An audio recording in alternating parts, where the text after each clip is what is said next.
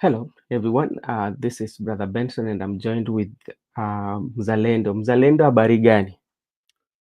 Mzuri sana kaka, Mm, unanisikia vizuri? na kupata vizuri sana. Mhm. Habari ya Niambie. asubuhi. Niko salama. Mm, Tunashukuru Mola. mhm. Mhm. Okay, hiyo ni Tumeamka vizuri. mm, Yeah. okay, labda jambo geni ambayo labda uko nayo ili Mm. ujulishe Wakenya mapya. Ile mambo niliona ile Mm, ilinifurahisha mm, sana. mm, Ni viongozi wa wa dunia mm, katika kile conference kile kinafanyika kule New York. mhm, Wakati ule prime minister wa nchi ya Israel aliamka kuongea, ah, eh, wengi wao walitoka katika kile jukwaa in mhm. solidarity na wale na The nchi Palestine. ya Palestine na Mm, zile vituko ambazo zinafanyika ama mauaji ile inafanyika kule nchi mm, ya Palestine, na niliona ya kuwa ilikuwa ni jambo mzuri sana mm, viongozi wa dunia waweze kukaa chini, mm, wajadiliane kwa njia mwafaka ili yeah. kupata uwiano na amani katika nchi hizo mbili, nchi ya Israel na nchi ya Palestine.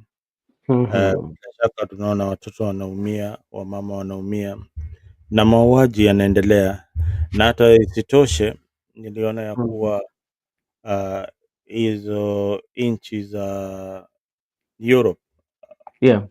ah, na Umarekani Mhm. hawakuzingatia sana mambo ambayo yanafanyika kule Afrika, ah, Yeah. kwa sababu kuna mauaji pia yale yanaendelea kule Sudan. Mm. Sisi kama Waafrika Yeah. tungependa pia viongozi wetu wale wanakuja katika hizi kongamano Mhm. waweze kuangalia ni njia Mhm. ipi United Nations inaweza saidia nchi za Afrika, especially nchi kama Congo. Kumekuwa na vita ambayo imekuwa Mm. ikiendelea, na kule Sudan hawana nchi. Mm. Kuna vita ambayo imeendelea kabisa, so hakuna amani katika nchi zingine za Afrika. So Yeah. viongozi wale walikuwa pale, ningewahimiza wakati Mm. mwingine wazingatie uzalendo na uafrika wakija. Okay. Yeah. Okay. Hata unajua kuna Rais William Ruto pia alipata nafasi kuzungumza, akazungumzia ile kamati ambao wanachama wa UN, akasema kwamba Afrika inafaa ikue kwa hayo, tuseme kwamba ile organ ambayo inafanya maamuzi, Afrika labda wanafaa wakuwe hapo. Hiyo alizungumzia, lakini jambo ambalo labda nataka pia kusikia labda kutoka kwako. Siku ya kwanza ambayo rais alizungumza, hapo ndio siku hiyo alisema kwamba akatoa taarifa ya wale mavijana walinda usalama ambao walitoka nchini Kenya wakaenda, na unakumbuka kwamba familia hii wamekuwa wakitaka habari kuhusu mwanao, lakini hawakupata, na unapata siku ile rais alikuwa anazungumza pale, ndio rais akatamka yale maneno. Na swali langu ni je, unapata kwamba serikali ya Rais William Ruto ni ambayo inakuwaga na changamoto na njia ya kupasa habari. Sana sana hata wakati ambao kizazi kipya walienda katika maandamano, mojawapo ya vitu ambazo rais alikubali kwamba communication was a major hit or was a major problem with his government. Alikubaliana na hayo. Na unapata pia hapa hawa mafamilia hawakujulishwa kwamba mmoja wao alikuwa amepoteza maisha yake. Wanakuja tu kujua kupitia mtandao, ama wanakuja tu kujua kwa rais wakati ako nje ya nchi. We kwako wewe hiyo inakukalia aje, ama we uko na maono gani?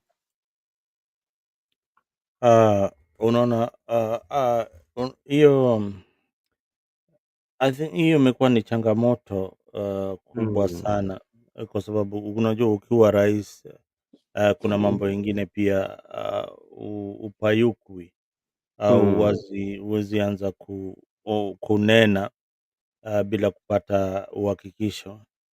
yeah. So kuna mambo ambayo yanaweza kuwa inatendeka kule Haiti, Mm, na kwa sababu ni masuala ya usalama, mm, sio vyema kuziweka pale, kuzianika katika jukwaa la wananchi, mm, na kutoa maoni, kwa sababu hizi ni mambo zile very sensitive, kwa mhm, sababu unaona wale masoja wa Kenya bado wako kule katika hiyo mission, yeah. na hawako kule peke yao, wako pia na nchi zingine, kwa sababu Mm, hiyo inataka tena mambo ya kidiplomasia. mhm, Ukiangalia mambo ile ambao utatoa na mhm, kuambia wananchi, na hautaki pia kama rais kutia wasiwasi kwa mhm, mafamilia ambao bado watu wao wako kule Haiti. mhm, So ni mambo lazima aangalie kwa makini kabisa, mm, na isitoshe kuna msemaji wa jeshi ama msemaji wa polisi. mm, Huyo msemaji wa polisi anafanya kazi bure kabisa. Uh, mm, Mara mingi simuoni katika mtandao, simuoni katika matelevisheni kama ule aliyekuwa ule Owino. bueno. Yeah, so kujibu maswali kwa wanahabari, ama kujibu maswali kwa wanasiasa, ama kujibu tetesi yoyote ile, kama hili maswali tunauliza, hiyo inafaa kuwa inajibiwa na msemaji wa polisi, so Mm. na sio, wala si rais wa Kenya. Hapo ndio kuna Lakini shida. mzalendo, kuna mimi naamini labda si mtu ambaye ana ujuzi sana sana kwa swala la mambo na ulinzi na mambo kama hayo, lakini mimi naamini labda kuna kuwepo na utaratibu sana sana, kama wale ambao wameenda kupigania ama kuleta amani nchi fulani. Kuna ile taratibu ambapo jambo kama, labda tuseme kwamba jambo kama hilo limetokea, labda mwana ofisa ama jeshi kupoteza maisha yake, kuna ile mkakati ambayo inawekwa ya kujulisha familia kwamba kwa kweli kitu ambacho ipo labda yule tulimpoteza kwa kwa njia fulani, ama hayupo na sisi. So ni kwamba wakati ambapo labda unakuja sasa kueleza nchi kwamba tulipoteza huyu, familia wanakuwa wako na habari, lakini unapata kwamba mafamilia ukisikia habari yao walikuwa nasema hawakukuwa na habari, na hata wakati ambapo hiyo ilikuwa inafanyika walikuwa washaenda kotini kujua ukweli wa mambo iko wapi, ama hiyo taratibu haipo. Wajua, hiyo ndo nilisema hapo awali, kama ungelisikia kwa makini. Mm, Hii mambo ya ulinzi, especially mm, when it comes to security matters, kuna mm, protocol ile mm, inafuatwa. Kama mtu ameaga akiwa kwa combat mhm, duty, in the line of duty, kuna vile eh, familia wanajulishwa. Kuna wanajeshi wengi sana wameuawa katika kule combat, lakini mara mingi unaona vyombo za habari haziangazii hayo mauaji, kwa sababu ya ile protocol, unanielewa? yes, nakupata. So kama platoon ama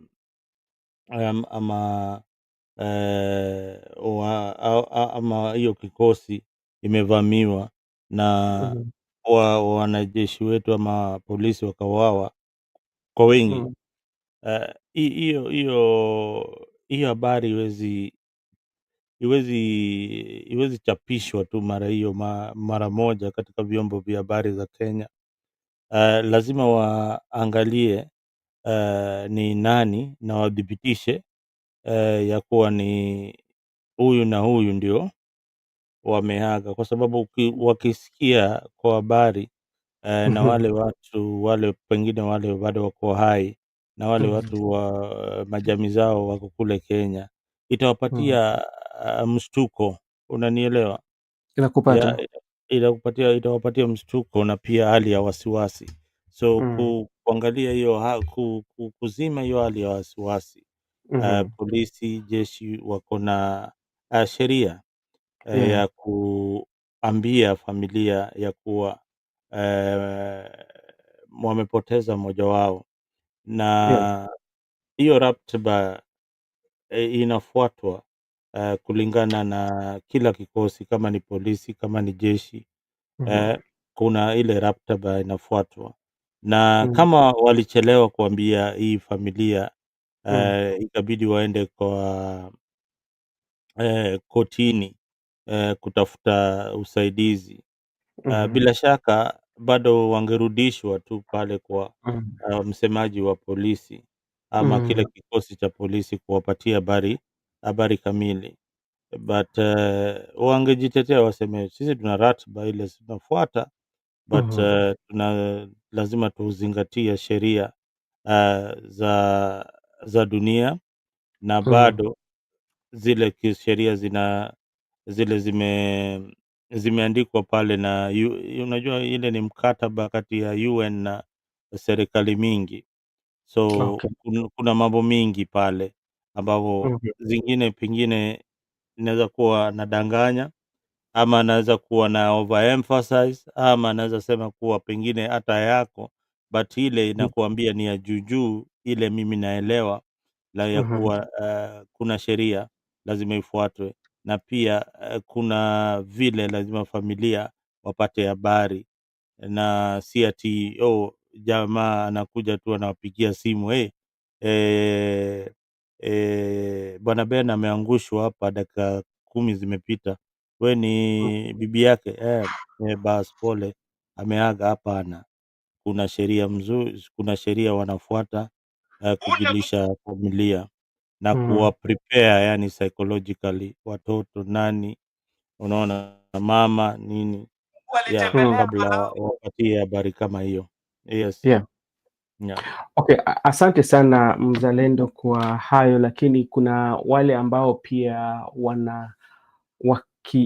wanaona kwamba kwanza rais hakufanya vyema kwa sababu familia hii wanakuja kutambua hayo maneno wakati rais anazungumza katika jukwaa la kimataifa, lakini pia venye umesema kwamba kuna labda mkakati ambao labda rais mwenyewe alikuwa amefuata kanuni na sheria ambao zinampatia mamlaka ya kufanya hivyo, lakini sisi tuwezi sema kwamba hatuna ujuzi mkubwa sana kwa hayo maneno. Labda alikuwa sahihi, na pia unajua, kwa sababu watu wanazungumza wenye hawana habari, labda wanaweza mkosoa. Joseph, how are you doing? Good morning. Good morning. Everything seems okay or no? Yeah, everything seems okay on my side. I hope you are Okay, good. thank you so much. Thank you so much. We've not started to discuss. We have few areas that we want to capture today. We want to start with the Kasipul, what happened in Kasipul Kabondo. So we will putting everything about ODM when we're discussing Kasipul Kabondo. Then again, we will talk about Kalonzo Musyoka, who declined the invitation of the Right Honorable Prime Minister to celebrate 20 years of ODM that will take place in Mombasa between 10th and 12th. And we will wrap up with the Jubilee special NDC, including the United Oppositions that were with Martha Karua. Maybe in brief, what we were just talking about was the family of the fallen hero who came to know the death of their son through social media, especially when the president announced it at the Unga. So we were just saying that how is there a protocol on how it should be done, especially to the family members, before it comes to the public? Thank you, Brother Benson. I think it's very unfortunate that the family had to learn this from social media. As protocol, as we know it, the side of the part of the government is supposed to go and inform the family before even releasing the news to the public. So Yeah. it's very unfortunate that the family had to learn about the demise of their king through social media. And let me take this opportunity to say my condolences to the fallen hero, because he has lost his life when in battle. But also to emphasize on why we should be knowing what we are going to be getting into, because we got into the Haiti war, and the problem is, as Kenyans, we are the only country who was emphasized in that war, because if you look at they had said they are going to send a certain amount, certain number of policemen that were Mhm. supposed to go to that Haiti mission, but it looks like it's only Kenya who is. It's like only Kenya who is really into this one, because if you look at all the countries that had suggested they are going to take their people, I Mhm. think only one country. I think only one country took its police force to Haiti, and Mhm. all the rest were they were left for Kenya to take them. So I Yeah. think it's also very unfortunate. And as you had, one thing I agree with the president is one thing.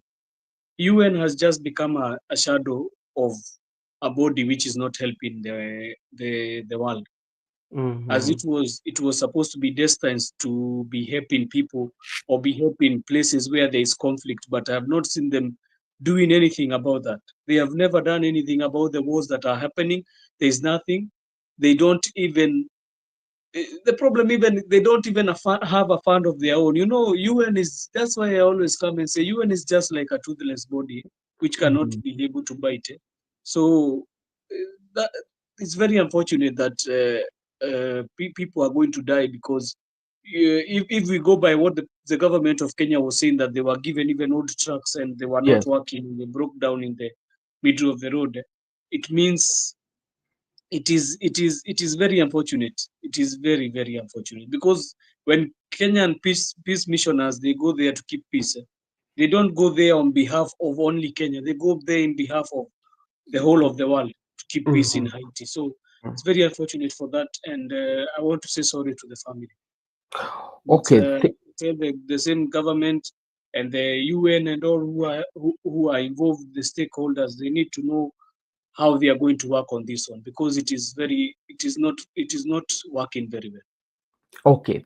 Thank you so much. That was just by the way, we were just wanted to get the view, because like the um, people are giving different views, especially concerning that. So we also thought that it is wise for us also to give our views. No, so gentlemen, there are quite a number of things that we want to discuss today. First of all, we start with ODM, and we will start with a function that took place in Kisii, especially at 20, and today they were in Kisii. We will also talk about Kasipul Kabondo, what happened during the nomination, the violence that was witnessed in that area. That is something that also we can maybe give our summary on. Then we will also talk about Kalonzo Musyoka declining the invite of the Right Honorable Prime Minister Raila Odinga. What implications does it have, or what benefit would Kalonzo get if he goes? So those are something that we are going to look at.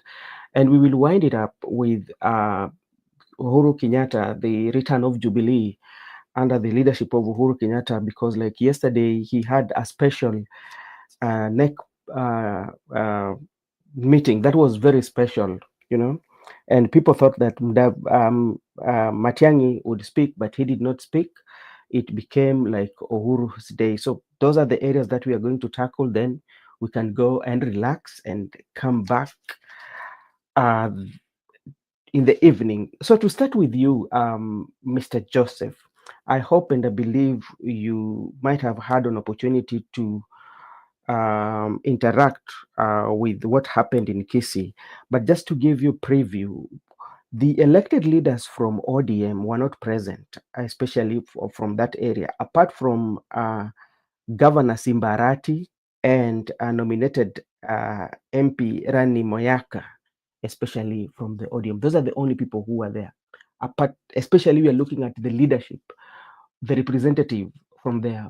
Onyonka was missing in action. Kibagendi, the good county of Nyamira, Okongo Mogeni was missing in action, and the the members of parliament who were around there, the majority of them were coming from the Luo Nyanza, those were the ones who were there. So to start with you, how can you paint that picture for us, especially when the representative are not there? Thank you for that question. I want to take this opportunity to celebrate ODM at 20, because clearly in Kenya, being a party that has been dominating in 20 years, having had almost 100 members of parliament in the National Assembly and in the Senate, it's not an easy thing. It's a milestone. Then take another chance to now comment on what you asked. It is in Kisii. I came here the other last weekend and told you that in Kisii, what is happening is unprecedented. And I also came here and told you that there is a war that was brewing between the people who are supporting the broad-based government and the team that is supporting Matiang'i. And you could clearly see that yesterday when you did not see these leaders who came out, the likes of the senator of Kisii was not there, and the senator of Nyamira was not there also, and you see certain MPs were also not there. I don't clearly know if also Salvana Sosoro, I think, was not there. So Is a Kenya Kwanza? yeah, but you know, he's a affiliate of the broad-based. I was expecting him to be there to be supporting that, but it is very unfortunate that the leaders who were elected by ODM in Kisii were not present. Most of them, let us not say they were not, because the governor was there, but most of them were not there. Yeah. It's very unfortunate that in Kisii the politics are changing. That is what is happening. The politics and dynamics in Kisii region and Nyamira as a whole is changing. And I think the introduction of Matiang'i in that area or region has really changed the politics of Kisii and Nyamira. And I think the people there, I think they have a view of what they want to have in 2027. I think they want to have the Simon Nyachai kind of thing in 2027. So I think they are trying themselves to back the person who is the person who they are going to see is clearly going to be their kingpin in that region. Yeah, So this one will happen, Brother Benson. I had told you that they were trying. You know, the problem is if Kenya Kwanza does a mistake, it is taken like even ODM is carried in the mistake. You know, Kenya Kwanza is the one which is trying to fight Matiang'i in that region. It's not ODM. Mostly it's Kenya Kwanza. But the problem is Kenya Kwanza and ODM, they're in this broad-based government. So when you talk about Kenya Kwanza, they likely cannot leave ODM in this. Then that's why many people are seeing like ODM is the extended arm of Kenya Kwanza government. That's why you see even the MPs there, they are not going to be coming. I would like to see a scenario of where they are going to have. I told you here and I came and said clearly that I'm seeing a scenario of where Onyonka is going to run for the governorship of Kisii. And it is going to be a very tight race between Simba Arati and Onyonka, because that is where we are going to see clearly what is happening. If we had a by-election in Kisii, we could have been knowing what the changes that will come, but unfortunately, we don't have it. So, but this is the terrain. Now, I think Kisii politics has really changed. It is going to, even you saw them in the demonstrations. Yeah. In the demonstration, you saw Kisii was going for demonstrations, but when the time that in the Nyanza region, they were not, the rural Nyanza, they were not going for demonstrations. So you could clearly tell that they are shifting their politics towards a certain leaning and a certain backing of the government. Okay, thank you so much. And Mzalendo, if you look at what happened, especially with the absence of the leaders, especially from Kisii, does this one tell you that Simba Arati is in isolation uh, from other leaders from the region, because he was the only person who was present elected leader apart from the nominated member of parliament?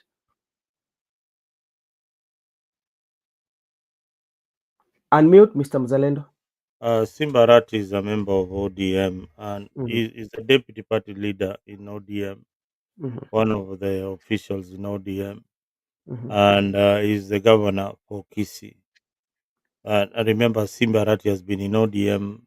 I think it was his first political party Mhm. uh, when he became a member of parliament for where is it Dagoretti Where Beatrice Elachi is at right now. Dagoretti South, no Yeah. Dagoretti North, Dagoretti South, I think. Mm. So Simba has been there for ODM for the longest time. Now, being an official of ODM, and they've been having these celebrations in uh, in, um, in their strongholds. Yeah. Uh, they are going to Kisii. I don't know. They'll be going to other parts of other parts of the country. I think Kakamega is also there. So they're going to celebrate in most of the strongholds, but the 10th celebrations will be held in Mombasa. Mhm. Now, what happened yesterday is is showing you the great shift that is happening in Kisiland Mhm. politically. Uh, Most of those leaders, the vocal leaders of Kisi, the legislators who we see in the Senate, Mhm. uh, people like Okongo Mogeni, Kibagendi, those are people who have been very, very critical of the broad-based government, and they have shown that they are moving in a different direction. So them being absent in that particular occasion clearly Mhm. tells you that things are not fine with ODM in Kisi, and you saw a brigade of leaders, majorly from Luo Nyanza, uh, gracing the occasion compared to the number that was from the Kisi region. Mhm. So there is a problem there. There's a problem there, and ODM knows very well that Kisi will not be a walk in the park, especially if they are going to have a presidential candidate by the name Matiangi. Mhm. Most of the residents of Kisi will vote for Matiangi. That is my observation. Okay, thank you. And you've mentioned about the presence of especially the leaders from the Luo Nyanza, and the chair lady of the ODM was also present. Could this one worry her, especially with the party whereby you are coming to celebrate the party at 20, yet the representation, the people who are representing, who are elected in that region are missing, but you still feel that, okay, you are still very happy about it just because you have the governor? Can this one send for you a signal and maybe trying to find a way on how to change your strategy? You see, ODM is a party without any strategy. Mm, It's a party that is formed not to win the presidential seat. It's a party. It's a club. It's a members club. So mhm, the people you see dancing and celebrating are members of the club. mhm, So uh, it's I would equate it like You know the way people talk about Arsenal. Yeah. Arsenal is a team that plays many tournaments and Hmm. plays very well in those tournaments, but they don't have any trophy. All right. So ODM politically, even if they are celebrating 20 years, they have got very little to show. Uh, Yeah. v- small parties like UDA, Jubilee overtake them. You know, they are formed very quickly, and they come within with less than a year, and Yeah. they are forming government. For Hmm. them, 20 years they are still dancing and celebrating nothing. In Okay. terms of democracy, we have also seen that this party is not very democratic. If you look at the kind of elections and nominations that it normally conducts, so Mm. they have got a lot to do in terms of internal democracy within the party. If Mhm. they have achieved a lot, then we would not be seeing people butchering each other when it comes to their party nominations. So Okay. they have no clear visions for the country. They have no clear direction of what they want to do. They are celebrating 20 years since its inception. But look here, they are supporting the broad-based government. It's clearly that they are clueless. They have no idea that How many. how Hmm? how can you say they are clueless, but supporting the broad-based government, they are Uh, saying they stabilize the country? you live in a first world country. Have you ever seen an instant of whereby the Democrat Party, which is the opposition, is now supporting the Republican Party to win the seat in the next coming general election? How? Where have you ever had such a thing? So for them even to join government, that was that was so unconstitutional. That is so unaccepted. They would have joined government on certain policies that they support. If they're the majority, there are things that are brought in government, in parliament, that they could Mm. support. But joining government and being part of the government and saying that, our manifestos are the same, and this is somebody who you were competing the other day, it, Mm. it takes us back to the 80s, where we were really struggling to repeal section 2A to allow multi-party democracy. To come. Why did we even have multi-party democracy if all of us can be in government? So why Yeah. can't we all join government then? Why can't we all join government and go back to where we were? So Okay. it's an insult. It's an insult Mhm. to its supporters, and they don't care. That is the Mhm. sad part of it. They don't really care about it. So long as they're in government, so long as they will be part of government in 2027, Yeah. it's not good. And again, this is also not good for the ruling party, for William Ruto. I mean, William Ruto campaigned and said that he needed a strong opposition. He needed a strong opposition to check his government. Yeah. But here he is killing all the opposition and bringing them into government. And the opposition leaders are comfortable. Okay. Yet they are on both sides. They're saying, oh, we are going to have a candidate in 2027. And on the other side, they're saying, oh, we are going to see what will happen. We are still looking at and see what will happen in 2020. So we Mm. might have a candidate. They are not giving any direction to their supporters. Tell me, Ben, sincerely, what kind of direction are they? They are giving mixed signals. They Mara, they are going to have a candidate. Mara, a few of them are not supporting the broad-based government, and again, there are others who are supporting the broad-based government. Their political leader today he wakes up and says that we have got all those 10 pointers that were given. Do you remember that bogus commission that was formed between William Ruto and Raila Odinga, where it had this guy, this blogger called Ogunda? What was his name? Bernard Agunda or Bernard Agunda or something. No, you're talking of Oguda. Oguda. Yeah. Yeah, Oguda. Yeah, that commission that was headed by I think it was one of the Is it guys. committee or a commission? Is a committee. It was a committee, yeah, whatever Yeah. it is. It was a committee. What was it going to look for at? They are going to see on how the implementation of the 10-point agenda between the that was signed between the UDA and ODM. Oh, that was signed between the UDA and ODM. Yeah, the Uh, 10-point agenda. oh, so they are still looking at it up to now. Yeah, the report should be there by around 2026, as per the timeline, the time frame. I am telling you, I think it is so easy to control the minds of the people who are hungry. They don't have anything in the stomach. You don't use Actually, your brain. is being chaired by, is it Dr. Agnes Zani?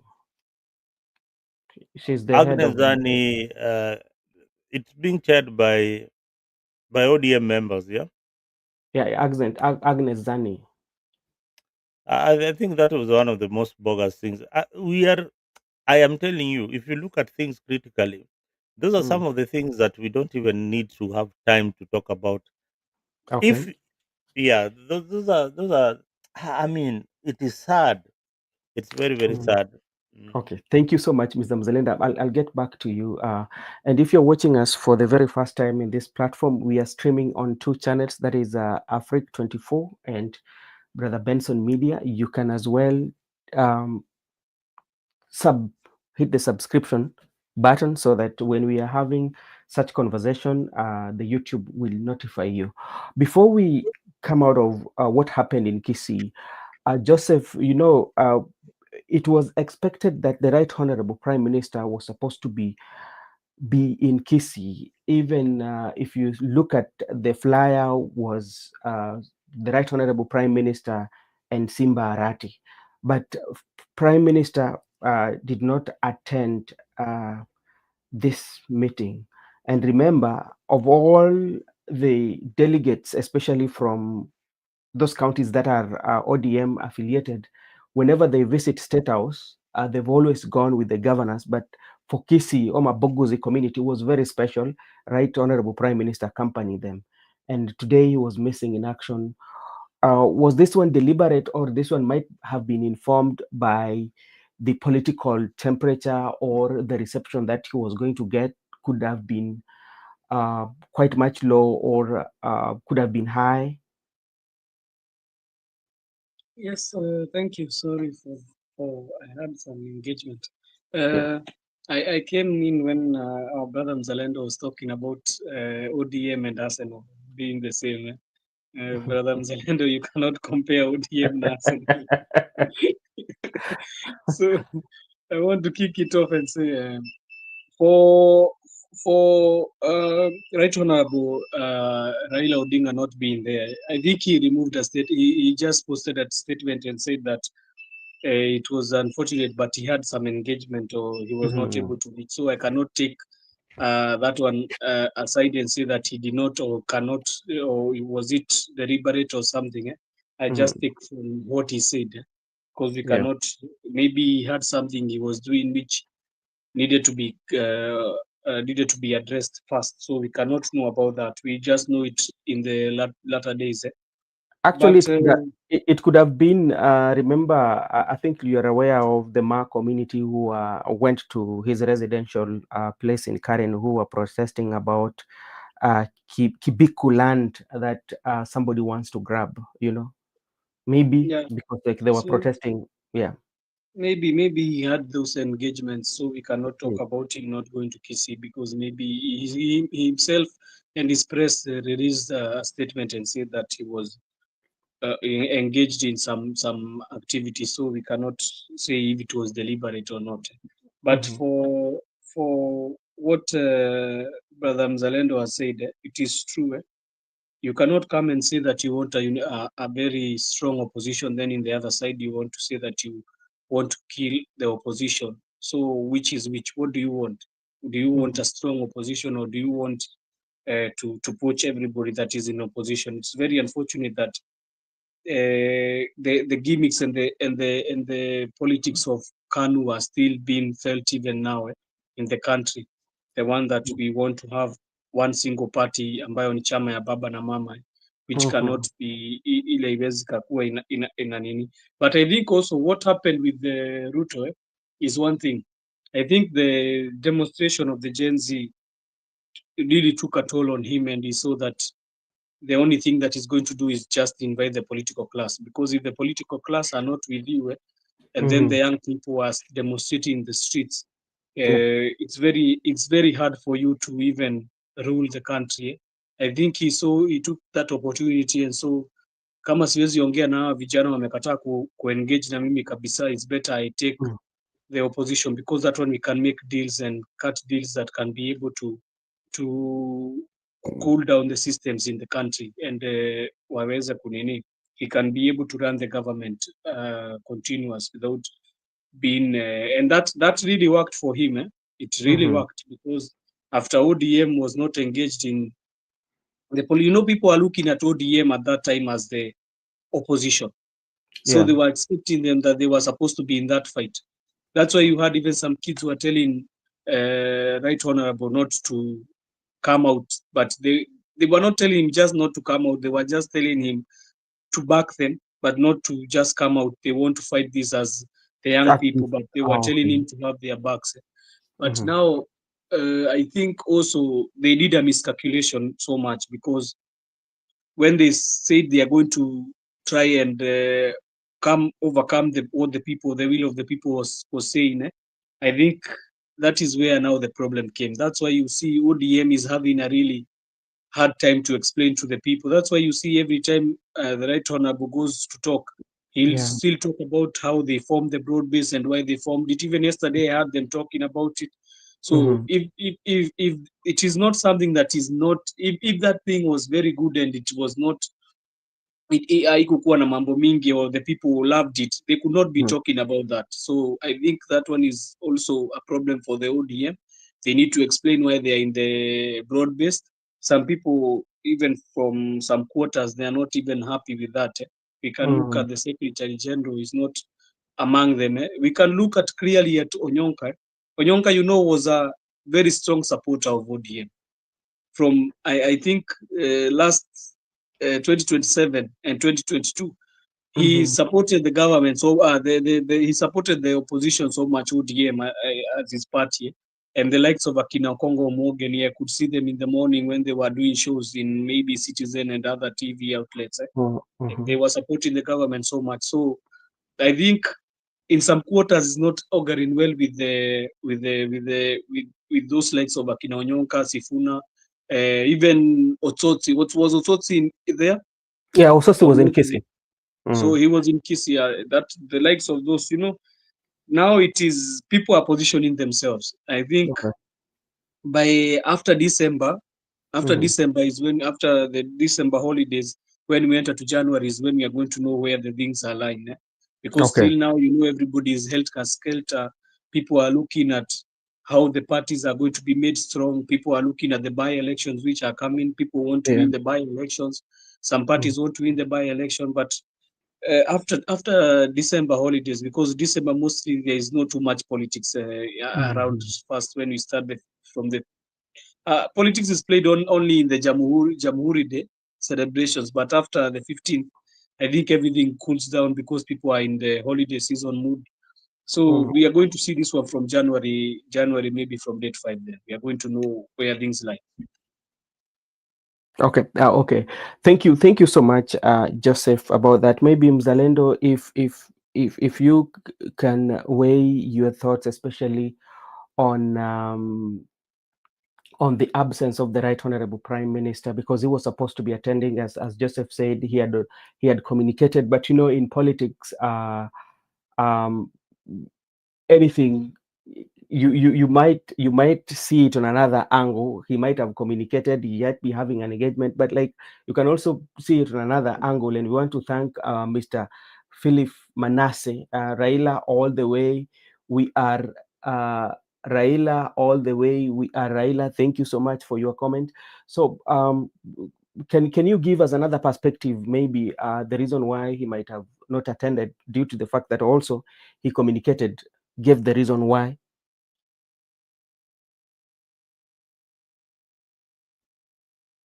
Unmute, brother.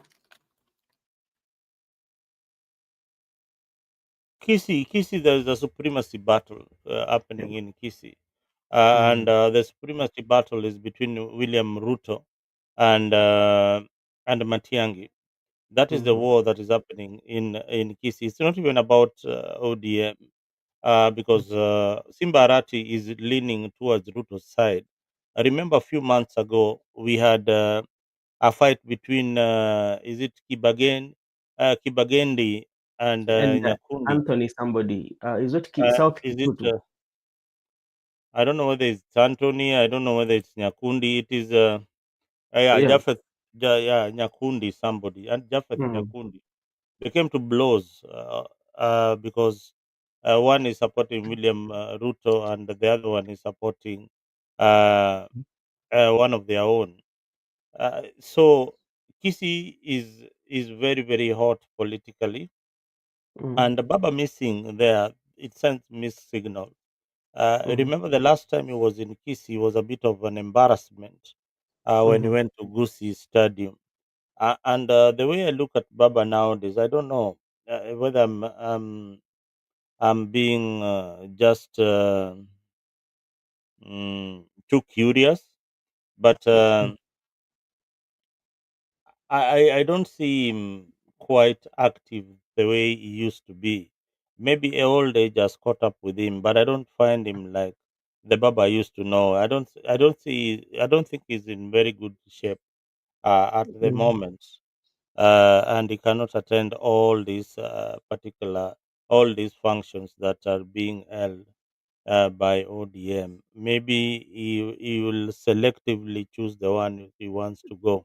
Maybe the Yeah. one for Mombasa, he No, can go. the, This man the one is, for Mombasa I cannot miss out. That one he cannot yeah. miss out. Look at his age. He's also aging. Yeah, so he's no longer going to be the same Baba that we used to know. If you remember, Mm, Baba used to be very energetic. He could not have missed the function at Kisi at mhm, any cost.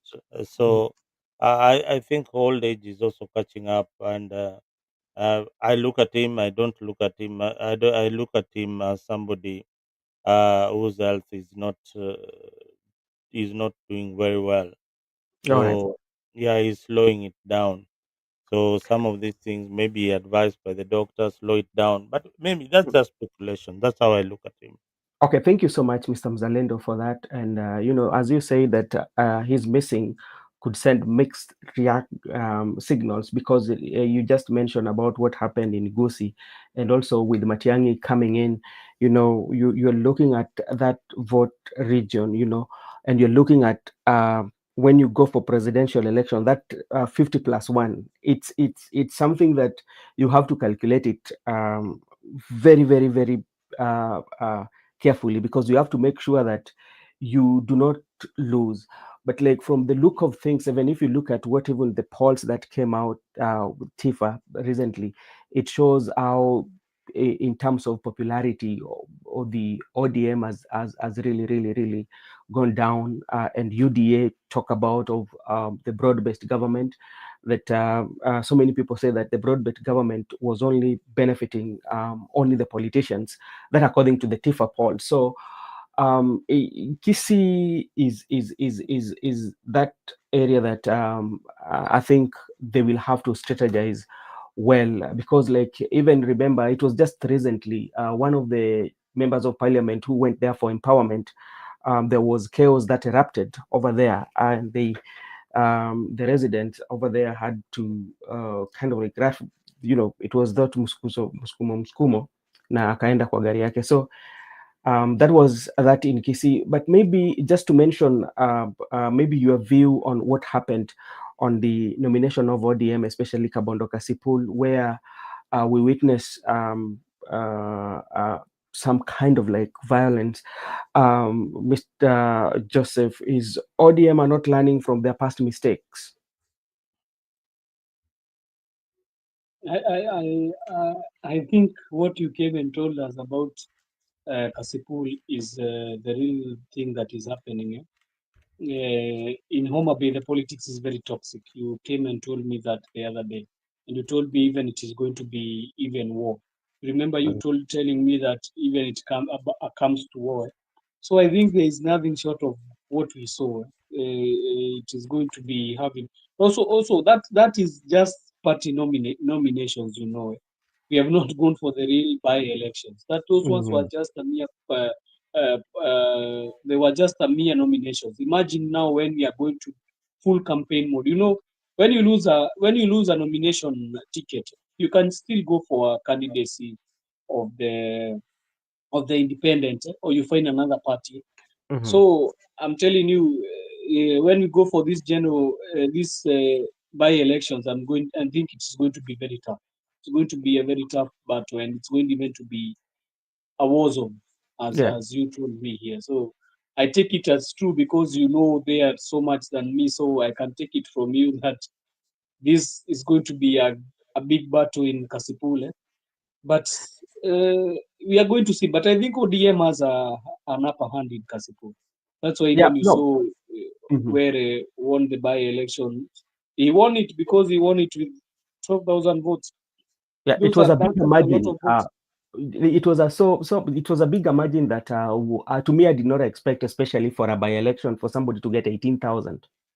Yes, and it truly can tell you maybe also when you look at the by-election, you can clearly tell. When you look at the nominations, you can clearly tell about the by-elections. Now, what happens is those people who are fighting for the party nominations. What if they support this guy? That is the problem that comes in. But now you cannot tell with the numbers they have that they can really clearly support this guy. All of them, the second runners up. So I Okay. don't know, but I think ODM in Kasipul is taking it. That I know that. That one is for a fact. I know ODM will take that. Okay. They cannot let it lying down. Even them, they cannot let to be defeated in that region, in Homa Bay. Okay, thank you so much. Mzalendo, as somebody who is coming from Homa Bay, we saw what happened about the violence that took place, especially the opponents, the vehicles. We saw those on the social media of what is happening. And when you look at the Kasipul and the history that they have, especially concerning the violence, going forward, are we convinced that it is going to be normal, or it's going even to be more dangerous than this one? As I've always said, and somebody who has participated in this process for some time now, uh, ODM has never got the nominations right, and I can tell you clearly that that election was rigged. It was never won by Boyd Were. It was clearly rigged, uh, and uh, and it had a lot of violence, and at some point we had even school going children, school going girls voting in a school. How sure are So you? I saw the video, because I saw the video, but I wanted to. I was asking if we can get the person who took that video, even to go to that school and ask the head teacher. Then that one could have given us whether this one was true or it was just a propaganda machine. For the school that the school In that Homa was Bay, there was a video that was going around on social media, especially for young kids. I mean, like students from high school. Was it a high school? They were oh, voting. play this video. Maybe it's this one. Let me see. You have this video here. Let me see. Let me let me see whether it's the one.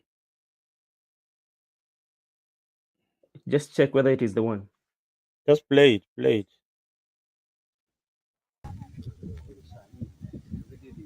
Yeah. Yeah. You see, Yung election paper to give it in Bedmos, Chikichandi. you can hear from the background that Yeah. these are We jogo voting. kokora. Nick in Ling.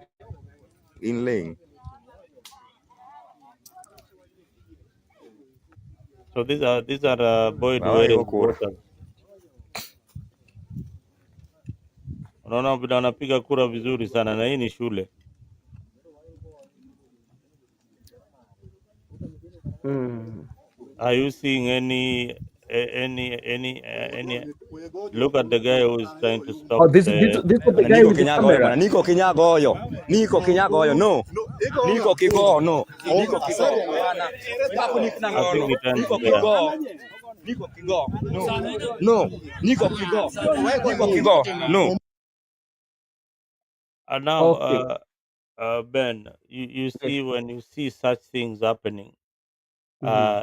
in a by-election, then you see the kind of vandalism that was Mm-hmm. there in that by-election. Then in the main general election, Yeah. it will be crazy. It will not be business as usual. People Mm. people will lose their lives, and this is what it has come to be, that it's not about voting. If I am telling people, if you want to vie on an ODM ticket and the party has decided that they are going to give Brother Ben the ticket, Mm-hmm. I advised people like Newton on social media, he's not my friend. Don't waste your money to go for a process that you will know very well that the chair lady of the party as a candidate, the party leader as a candidate. Oh, they have decided that this is the boy that we are going. Even before the father was laid to rest, the day the dad was laid to rest, the next day they were campaigning for Boyd Were. They never stopped campaigning until Mm-hmm. now, the by-election. Why do and Aroko heed to the advice. You know, some of these guys, they think that ODM will sympathize with them. You know, sometimes as an aspirant, you think like ODM will remember you one day that you participated in the process and you are loyal to the party. I mean, there are so many, so many other leaders who are like you. Yeah, Mm-hmm. and ODM will not remember you. Now look at Newton. What did he lose? He lost his cars. Mm-hmm. His hospital was vandalized. Uh, and the votes, they made sure that the votes even Boyd Were got. Yeah. Even if they combine every other aspirant, wale kutoka number 2 mpaka Mm-hmm. number misho, if they were given and then multiplied by 4, all the votes. Listen, all Mm-hmm. this is how they steal the elections. They make sure that the winner gets triple or 4 times more than everybody else. So the closest number 2, we got how many? 3,000 votes. Mm-hmm. So I got 3,000 votes. The rest were under 1,000. Everybody else was under 1,000. Yeah. So you add them all together, they were coming to around maybe 5,000 votes. 5,000 votes. 5,000 times something. If you times 5 times 3 is 15,000. So now just to be on the on just a normal just speaking normally, if it is it is true that the picture that we saw, especially of those students voting, at the end of the day, what value does it have? It has no value. These elections have got no. Let me tell you what has happened in. This is what is happening, and people need, especially in Nyanza and Homa Bay, where I come from. Elections is a battleground. Nomination is a battleground. There Mm. are no elections that are held there. Ule inaitwa mwenye nguvu ni Mpishe. mpishe. Mm. Unanielewa? So Nakuelewa ukitaka kaka. kwenda kule Migori, unaona kule Migori Ochila yako wanakatana na ule mwingine Atandi. Si unaona wanapigana ama ni nini hiyo No, unaona? no. Umeleta hiyo na Mark Nyamita juzi tu. nilikuwa nimepata habari, na habari ambayo nilipata, actually somebody called me from I said, like, what is happening is that, like there's how they collect their revenue through those tolls. They put them, the ropes they put on those, Yeah, those yeah, they are called ses. Ni pesa inaitwa ses, sijui ni ses hapa ni nini. yeah. So I don't know what is happening in Uriri. I don't know, like No, the in the constituency for Atandi, they have decided no, that not they are not going Atandi. There's Mark for Nyamita. Atandi is Mark coming all the way Nyamita, they from, have decided they are yeah. not going to pay the revenue to the county government, that constituency. But now, when it comes to the general election, this is what will happen. Mm. Watu watapigwa yani, unaona you see the way governments are toppled in in West Africa. Yeah, Mm-hmm. they are toppled through guns and all that, nini ndio serikali ina unafanyiwa kuu, si ndio? Now elections za Kenya, especially za Luo Nyanza, hii pesa ni tamu sana. Hii pesa ya wabunge ni tamu, na governor hakuna mtu atakuachia, Mm. na kukuachia ni kufa na kupona, unanielewa?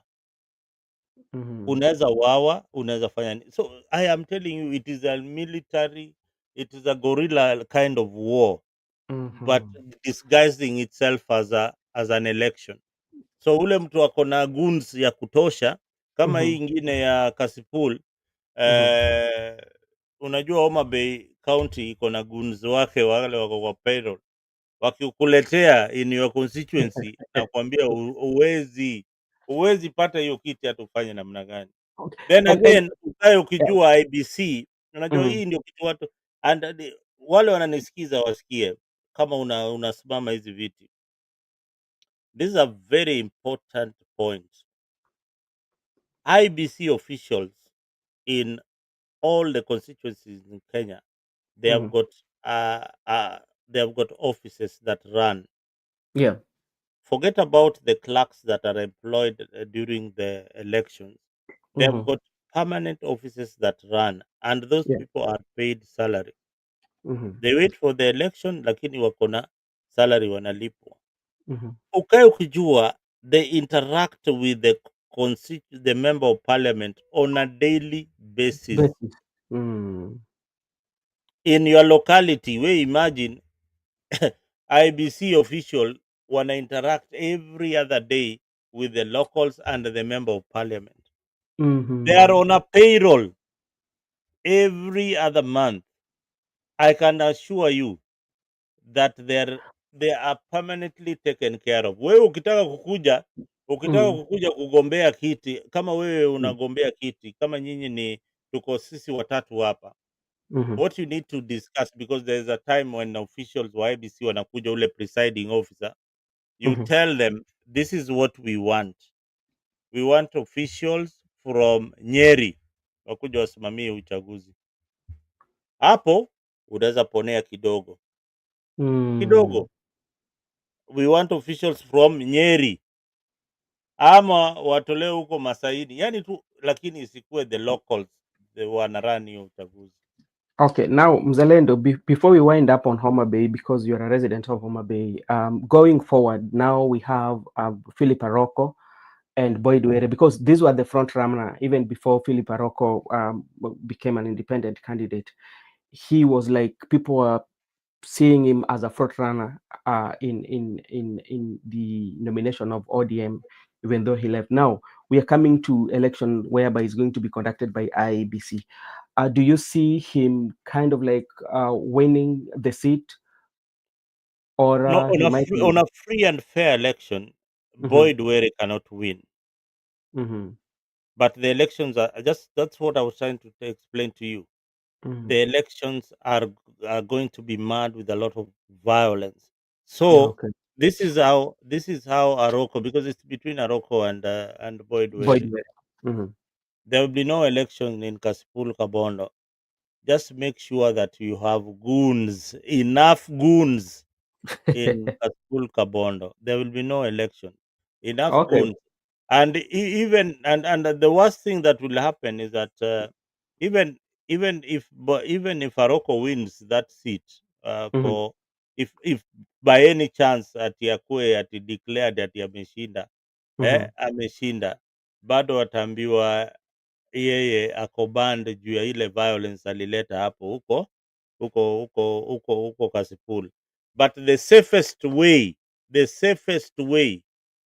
if Boyd Were has got 1,000 goons, make sure that you have got 4,000 goons. That is the only way. Don't even look for votes. Make sure that you have got goons. Okay. Somebody who is Yeah. coming from Homa Bay, maybe you know them well, so you know the kind of politics that happens in Hapo Homa Bay. yeah, hakuna siasa hapo. Hapo ni goons tu, ni goonism. Wewe ulikuwa Okay. umeona hapo siasa, kama mtu anapigwa na mawe, ballot zinaandikwa, watoto wanapiga kura, so wewe kura nini kwa hapo?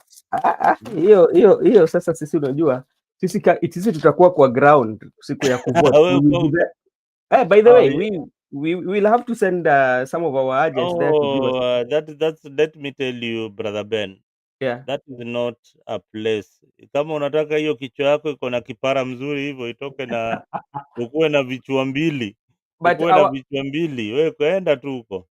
but our job is to inform the public of what is taking place. Yeah, if you have an helmet and you have life insurance, you just go. Nyinyi watu wa Homa Bay bana. Okay, thank you so much Mzalendo. And now let's go to the second recap that we are going to have is about the invitation of the Right Honorable Prime Minister to Kalonzo, which indeed Kalonzo declined.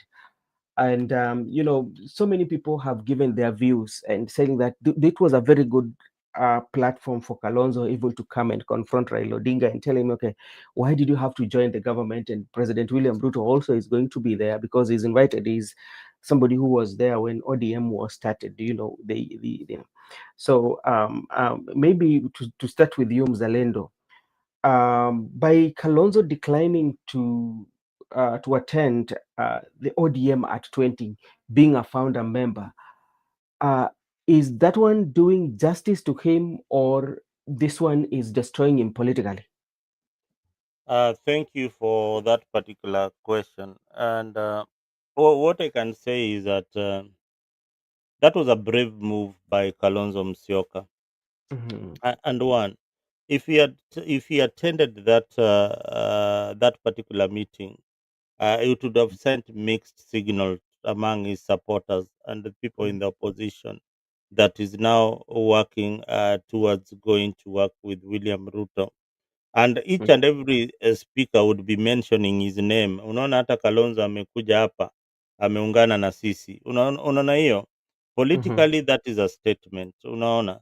So Yeah. you better keep off from such functions because it might send some wrong signals to your supporters. Now, Yeah. you see the way Kalonzo has been very uh, has been very supportive of Raila Odinga, and Mm.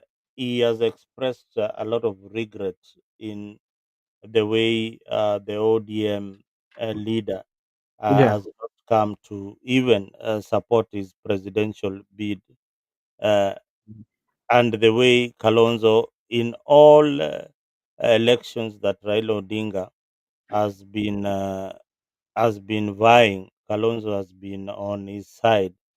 Yeah, just as not even as a deputy or even a running mate, he has been there Mm. by his side. And this is not, Kalonzo is not your other opposition leaders. Yeah, Mhm. Kalonzo is somebody who has a constituency and is somebody who has got at least three governors that are elected on a wiper ticket, and he has got over eight members of parliament in as in the Senate. He has got representation, and Yeah. in Parliament he also has in the National Assembly, that is Parliament, he also has representation. So Mhm. you cannot rule him out as being a strong candidate in Mm, 2027, the way most of ODM supporters have ruled Kalonzo out. But for, mm, just good manners, there is something called good manners. Tabia tu mzuri. Although politics mm, haina manners, yeah, politics ya yeah. Kenya haina manners. But Mhm, only a good gesture, a friendly gesture would be, hey bro, you supported me, but this time I'm not vying. Let me give you a helping hand in this war. Just to give back because you stood by me, the people of Ukambani have stood by me. mhm, So let's my ODM supporters also stand by Kalonzo. yeah. So I think Kalonzo has done a very good move. He has Mhm. refused to share the podium with Raila Odinga, and that is good.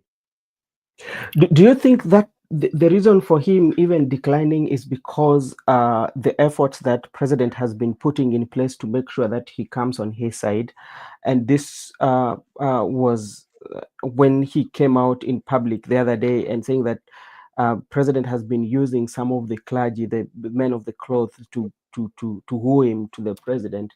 And Yeah, if he could have attended, that could have just given that signal, okay, he's on the other you, side. you see, not even Kalonzo himself. There are people who Mm, surround Kalonzo from Mukambani, the Mudamas, and the people who are close to him. You know, mm, uh, uh, they're saying he has got nothing to lose if he joins William Ruto.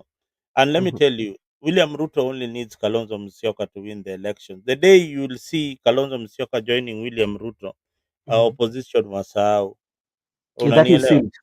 Yeah, that is already sealed. So he Mm, doesn't have that voting block, and he needs it badly. And as I have always told you on this mm, particular platform, every Kenyan has a price tag, mm. and there's only one Kenyan who can buy that Is commodity, president. and that is the president. Thank you. All right. Thank you so much. To you, Mr. Joseph, the same. When you look at Kalonzo and declining to attend the ODM at 20, the anniversary at 20, and bearing in mind the history that Kalonzo has had and the name calling, the brand, there are people have branded him like watermelon, and how always how he usually makes like decision at the last minute. Do you think this one could have also played a part of him not joining so that he can build his political name Yes, in terms of watermelon that they usually call him, usually being called on the political platform? I think what is happening in the united opposition is one thing. When you are seen hanging around with the people who are near maybe the broad-based or the government, KK government, Mm-hmm. you're going to be labeled as one who has left the united opposition camp. So I Mm-hmm. think Kalonzo played his game well, and he knew if I try even to do this thing, I'm going to be labeled as a person who is trying to go to the side of the government. So I think Mm-hmm. that's why he did not even try to pursue this angle.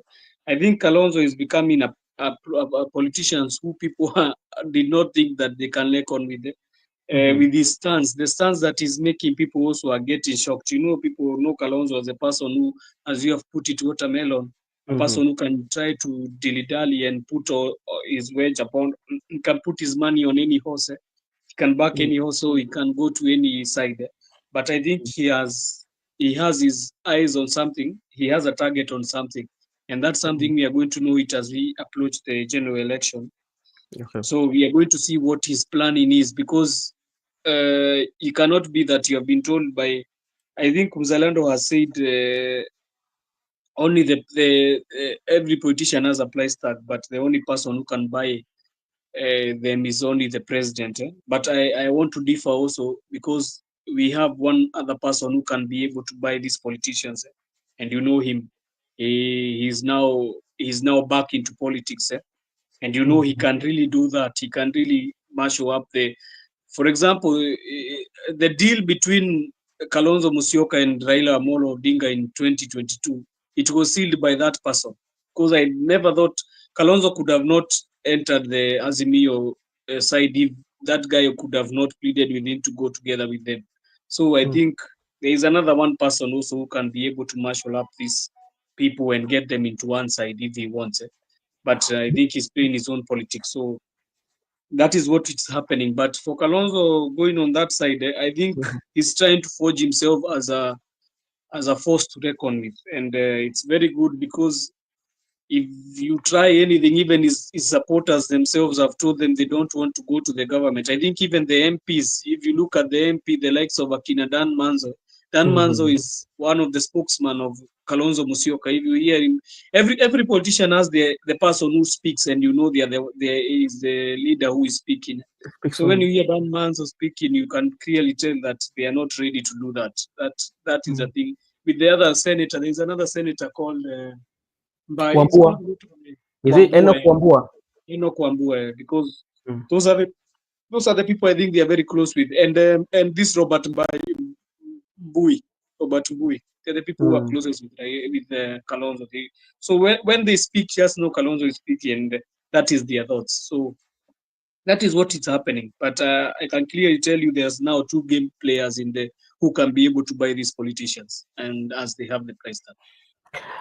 Okay, thank you. But, Mzalendo, there was a time it is now, this is the second time I was listening to interview of Excellency Kalonzo Musyoka when he was speaking about how he went through the interview, and actually he regrets that. When he speaks about how he was put to go through interview, yet he has supported the right honorable prime minister for a long time, all those years that the prime minister have trusted him and even put him as a running mate, and still in 2022 he had to go through such interview. And this interview that he was going through, um, it was stage managed, because before they even went for interview, at some point he said, I quote in one of the podcasts, that the Junet and the Right Honorable Prime Minister had already visited him and told him on how they've done the opinion polls, and the opinion polls were showing that if there's a combination of Baba and Martha Karua, it was going to do well, in that it's going to bring the women vote, and two, it was also going to bring in some good chunk of vote from the mountain, and that was going to make them win the presidency. Because, like, when he speak about that, sometimes he regrets. Um, and then talk about again on how the broad-based government was formed. Do you see that if he put on all this that has been taking place, that one was a good and solid reason to say that, okay, now I'm done, let me be me? Uh, just as I told you, I mean, there's what we call a gentleman's agreement. Mm-hmm. And in all these years, Kalonzo has been supporting Baba. I am sure they've had a conversation that, remember, when I'm going to vie for the presidency, you'll give me the support. Or if we win this thing next time, you'll back me up in my candidature. So I disagree with Raila Odinga in this 100%. There is no way that you can say that you're not going to support Kalonzo Musyoka, and you jump to somebody who you didn't even who you were contesting against, Mm-hmm. and this Kalonzo was in your team. And remember, uh, William Ruto is very, very smart. He's a smart politician. Mm-hmm. He has made sure that ODM ODM has its Mm-hmm. way in Nyanza. He has technically killed UDA progression in Nyanza, in Luo Nyanza, and some parts of Western. Yeah. Why did he do that? so that that loyalty can remain within the party leader, Mhm. who is Mm. Raila Odinga. So he did that very, very smartly without them realizing. Now, this is the catch. Should Raila Odinga walk out of this called broad-based government, Mhm. is walking out with who? If he Mbadi walks out, cannot. Yeah, when he walks out of the broad-based government, he's walking out with who? Buddy, I don't think Buddy can walk out. You are in that ministry. Where Exactly, exactly. Mbadi will not walk out. His loyal support, his close ally, like who's called Opiyo Wandayi. Opio and I will not walk out. The other guy, Joe, will not walk out. Uh, Oparanya can walk out. Oparanya. Oparanya will not walk out because one, he cannot walk out. He Why? walks out. He But he walks out said, to what? but he said he can walk out. He said He that the other day. cannot. Those are just He said politics. He cannot he walk But said out. he Being a said that we are going to support what Baba is going to tell them. That is what he said. that is what He that may is tell what them to it walk out. say, that is what it said in the public gallery. mhm. Yeah, that is what is said for you to hear and think that they are thinking that way. No, they will But not walk Muzalendo, out. do you think Uparanya is something without Raila Odinga? In Huh? Western, as we speaking now, Uparanya. Mhm. Is Yes, he anything yes, without Raila Odinga? Oparanya, yes, yes. Oparanya is a strong candidate. Don't joke with them, Oparanya is a force especially in to reckon Kakamega. in Kakamega. In With Kakamega, the don't politics joke. that are going on in Kakamega, Hmm? Yes, and that's that, and that He is that, very, very and strong in Kakamega. let me tell you, His ground movement in Kakamega is huge. he's Hmm? huge. So that is one person who people belittle, but he's so good in the politics huko mashinani. But Mhm. now that one William Ruto has taken care of.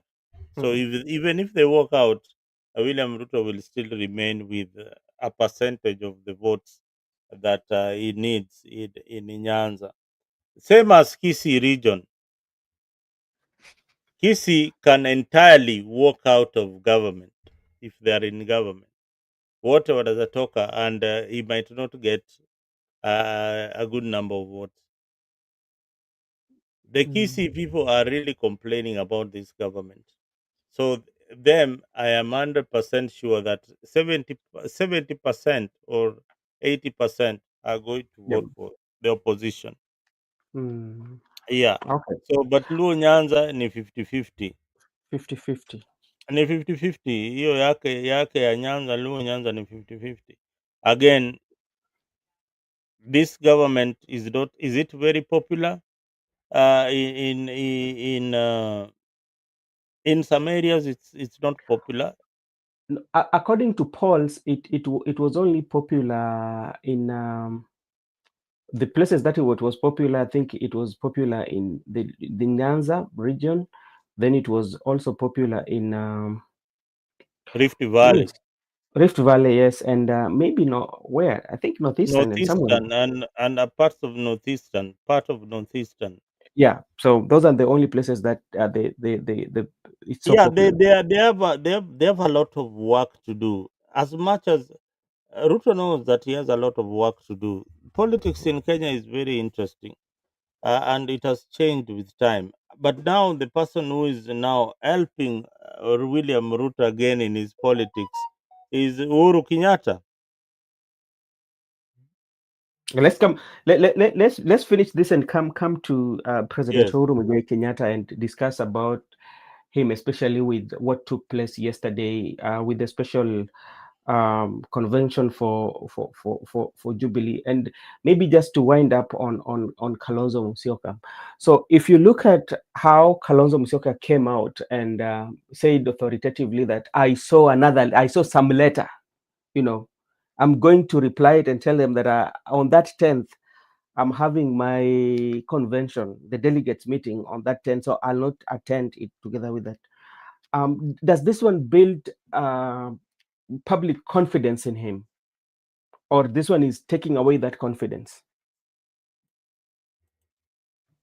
Yeah, you see, I've told you that Kalonzo has got his style of politics. I don't think it's going to change with the coming election. Mm-hmm. He is seen as timid. He's seen as he is not very vulgar as other politicians, and is not as charismatic as other politicians. But one thing that stands out with Kalonzo Musyoka, he has made sure that since he formed his Wiper movement, he has made sure that his house is intact. You understand? His house is very, very intact. Very few times you hear that there are quarrels among Kamba leaders, like you see in you see the war in Nyanza, Luo Nyanza, for the one they call democracy, the one that is happening in Migori. If you go to Homa Bay, the deputy is fighting with the governor. If you go to Siaya, the same thing. If you go to these wars are not in Ukambani. They are and even if they are there, they have got a good way of sorting themselves out. They don't Mm-hmm. come out in the gallery like the way uh, other communities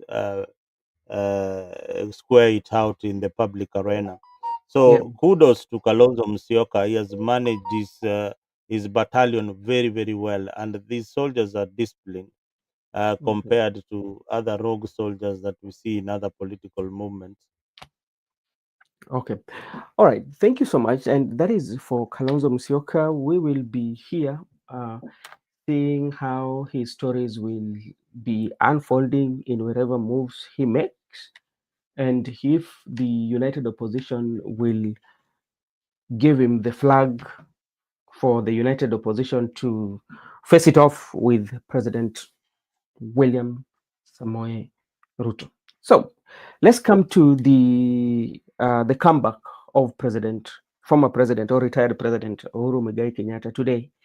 He was having um, the delegates meeting, which is special, national delegates meeting, which was very special.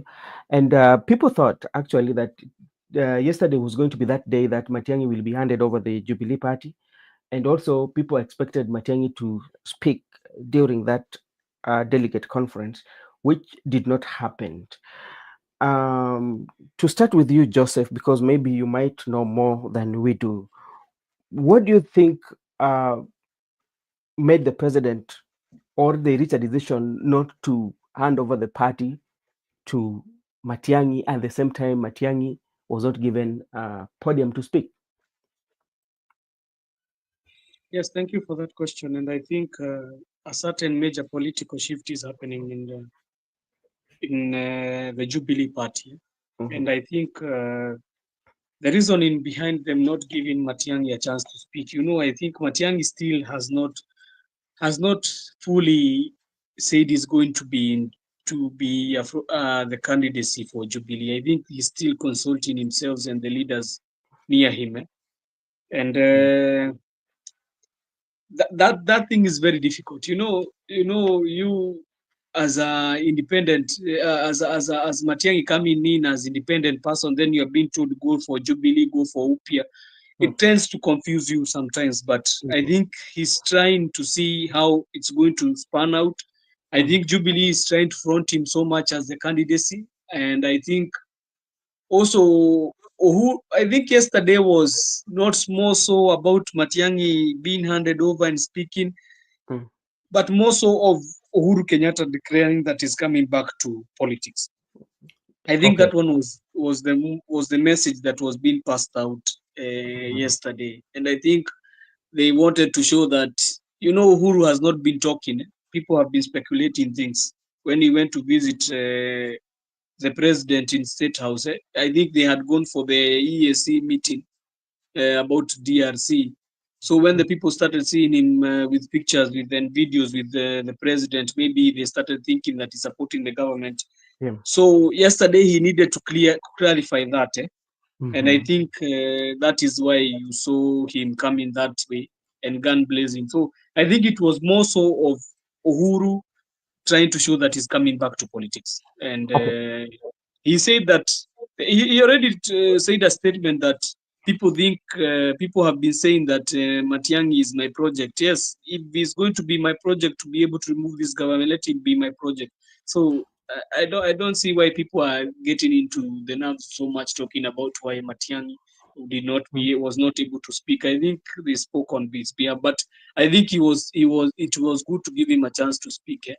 But Yeah. I don't know what they are planning. I'm telling you this between now and December, we are going to see so many changes that are going to happen. After even the by-election, we see so many shifts.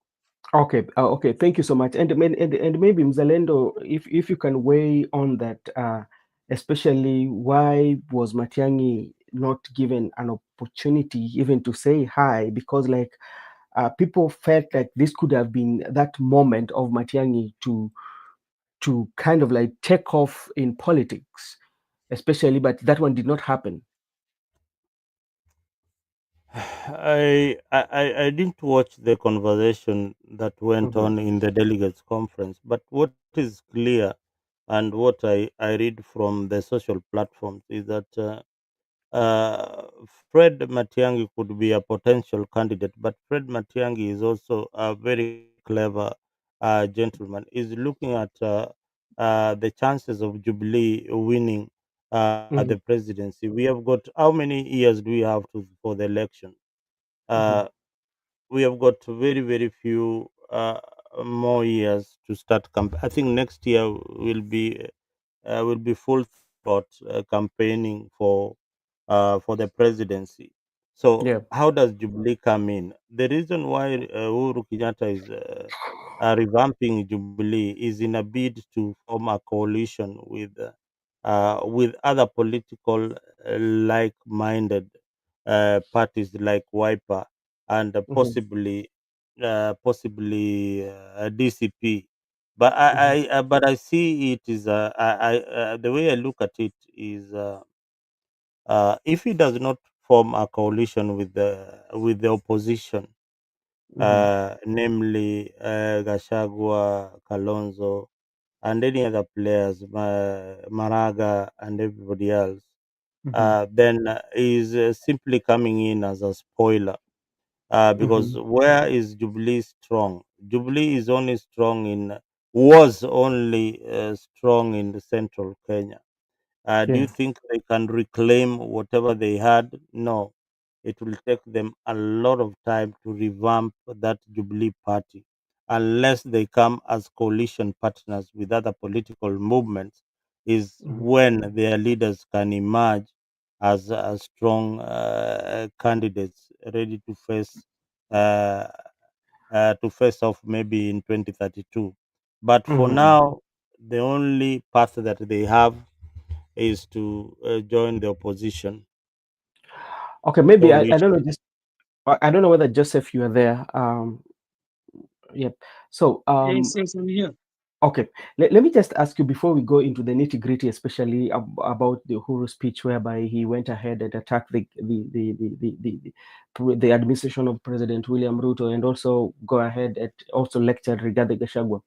When you're looking at the history of our political parties as the ones that have always ruled, remember, talk about the PNU came in and they had a president, um, and and immediately they finish their term with their honors. We find them kind of like getting weaker and weaker, and now we are seeing the administration of Jubilee that had been there is now coming back. Do you see them coming back very strong, even to have so much influence that uh, can shake or can worry some other political parties? Like we said, that talking about Jubilee, can they worry some other political parties when you look at them, when you look at the Jubilee right now? I don't think they can worry so many parties. I think what is happening, they want to have a coalition with these certain parties. Hmm. But for Jubilee had the majority in Mount Kenya at that time in 2017. And in Yeah. 2022, it was clearly wiped out in Mount Kenya by the members of parliament who have voted in. So I think what is happening, Jubilee is trying to revamp, but if they are not going to go at it with the united opposition, Mhm. I think they are going to be in a fumble, because clearly you can tell that DCP is controlling major of Mount Kenya. So I think Jubilee, if they are going to try, Mhm. is they try to have a coalition together with the like-minded partners. But I think yesterday they said that they are going to have a coalition with the like-minded partners. So I think that one will truly happen. So what we are just going to see is wait and see, because Yeah. people are here saying that Uhuru lectured Rigathi, but I did not hear him anywhere. I think in the statement, people took the caption and said that he was lecturing Rigathi Gachagua. Mhm. What I know is that he lectured the government, because he talked them straight to their face and told them about certain issues that were affecting the country. So I think if they are not going to side with the likes of DCP, PLP, and the Wiper, I think also it will be a hard game for them. Okay, thank you so much. If you're very keen about the President Uhuru Kenyatta speech, the former president, it had almost three, would I say it had three tiers. One of the tiers, it was talking about what they've done or what he did during his presidency. The second tier, he was talking about how what they put in place was dismantled, and some of them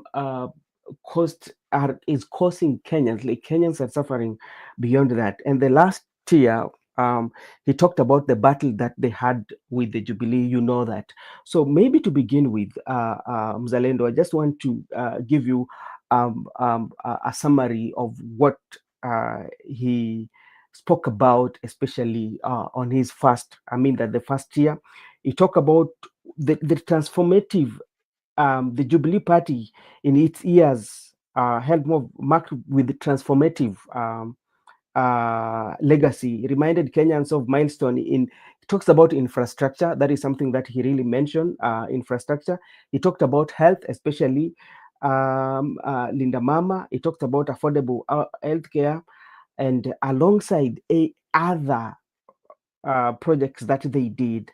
And when it comes to the second part of it, it was saying that some of the projects and the system that they put in place were dismantled by the administration that is currently. And talk about health, and they say that this one has this what distressed Kenyans, and maybe Kenyans are suffering. And at some point, he said that he was clear that the Jubilee will stand firmly on the side of proven progress, that's people of people's welfare. So when you look at the retired president or somebody who has left the office and coming back to at least lecture the administration in place or your successor, and you know how their relationship was prior, even before President William Ruto won the presidency. Does it mean that the political war is not yet over between them? Uh, you see, um, Uru's family owns like half of Kenya. First off, Uru's Uru is not out of politics. William Ruto needs Uhuru Kenyatta more than anybody else. So he would Why do you rather think so? have. There are so many things that are in politics that some of you might not know, that there are families that control the dollar. Hii dola hii unaona hii ya kubadilisha hii, kuna Uh, mabenki zile zina supply, wakikataa hauwezi fanya biashara. Kuna mafamili hapa Kenya, wale wanamiliki mafuta. Bila hao wakikuamilia mafuta yao, wewe unaenda na pesa hiyo yako ukienda kutafuta mafuta kwa hizi nchi za Waarabu. Ndio ulikuwa mm, unaona William Ruto akikimbia akisema nimenegotiate, tutakuwa tunauziwa mafuta na shilingi ya Kenya. Unafikiri hiyo ilitoka wapi? mm. Ushasikia wapi? Eh? Ulisikia hiyo brother Ben? Hebu tuambie.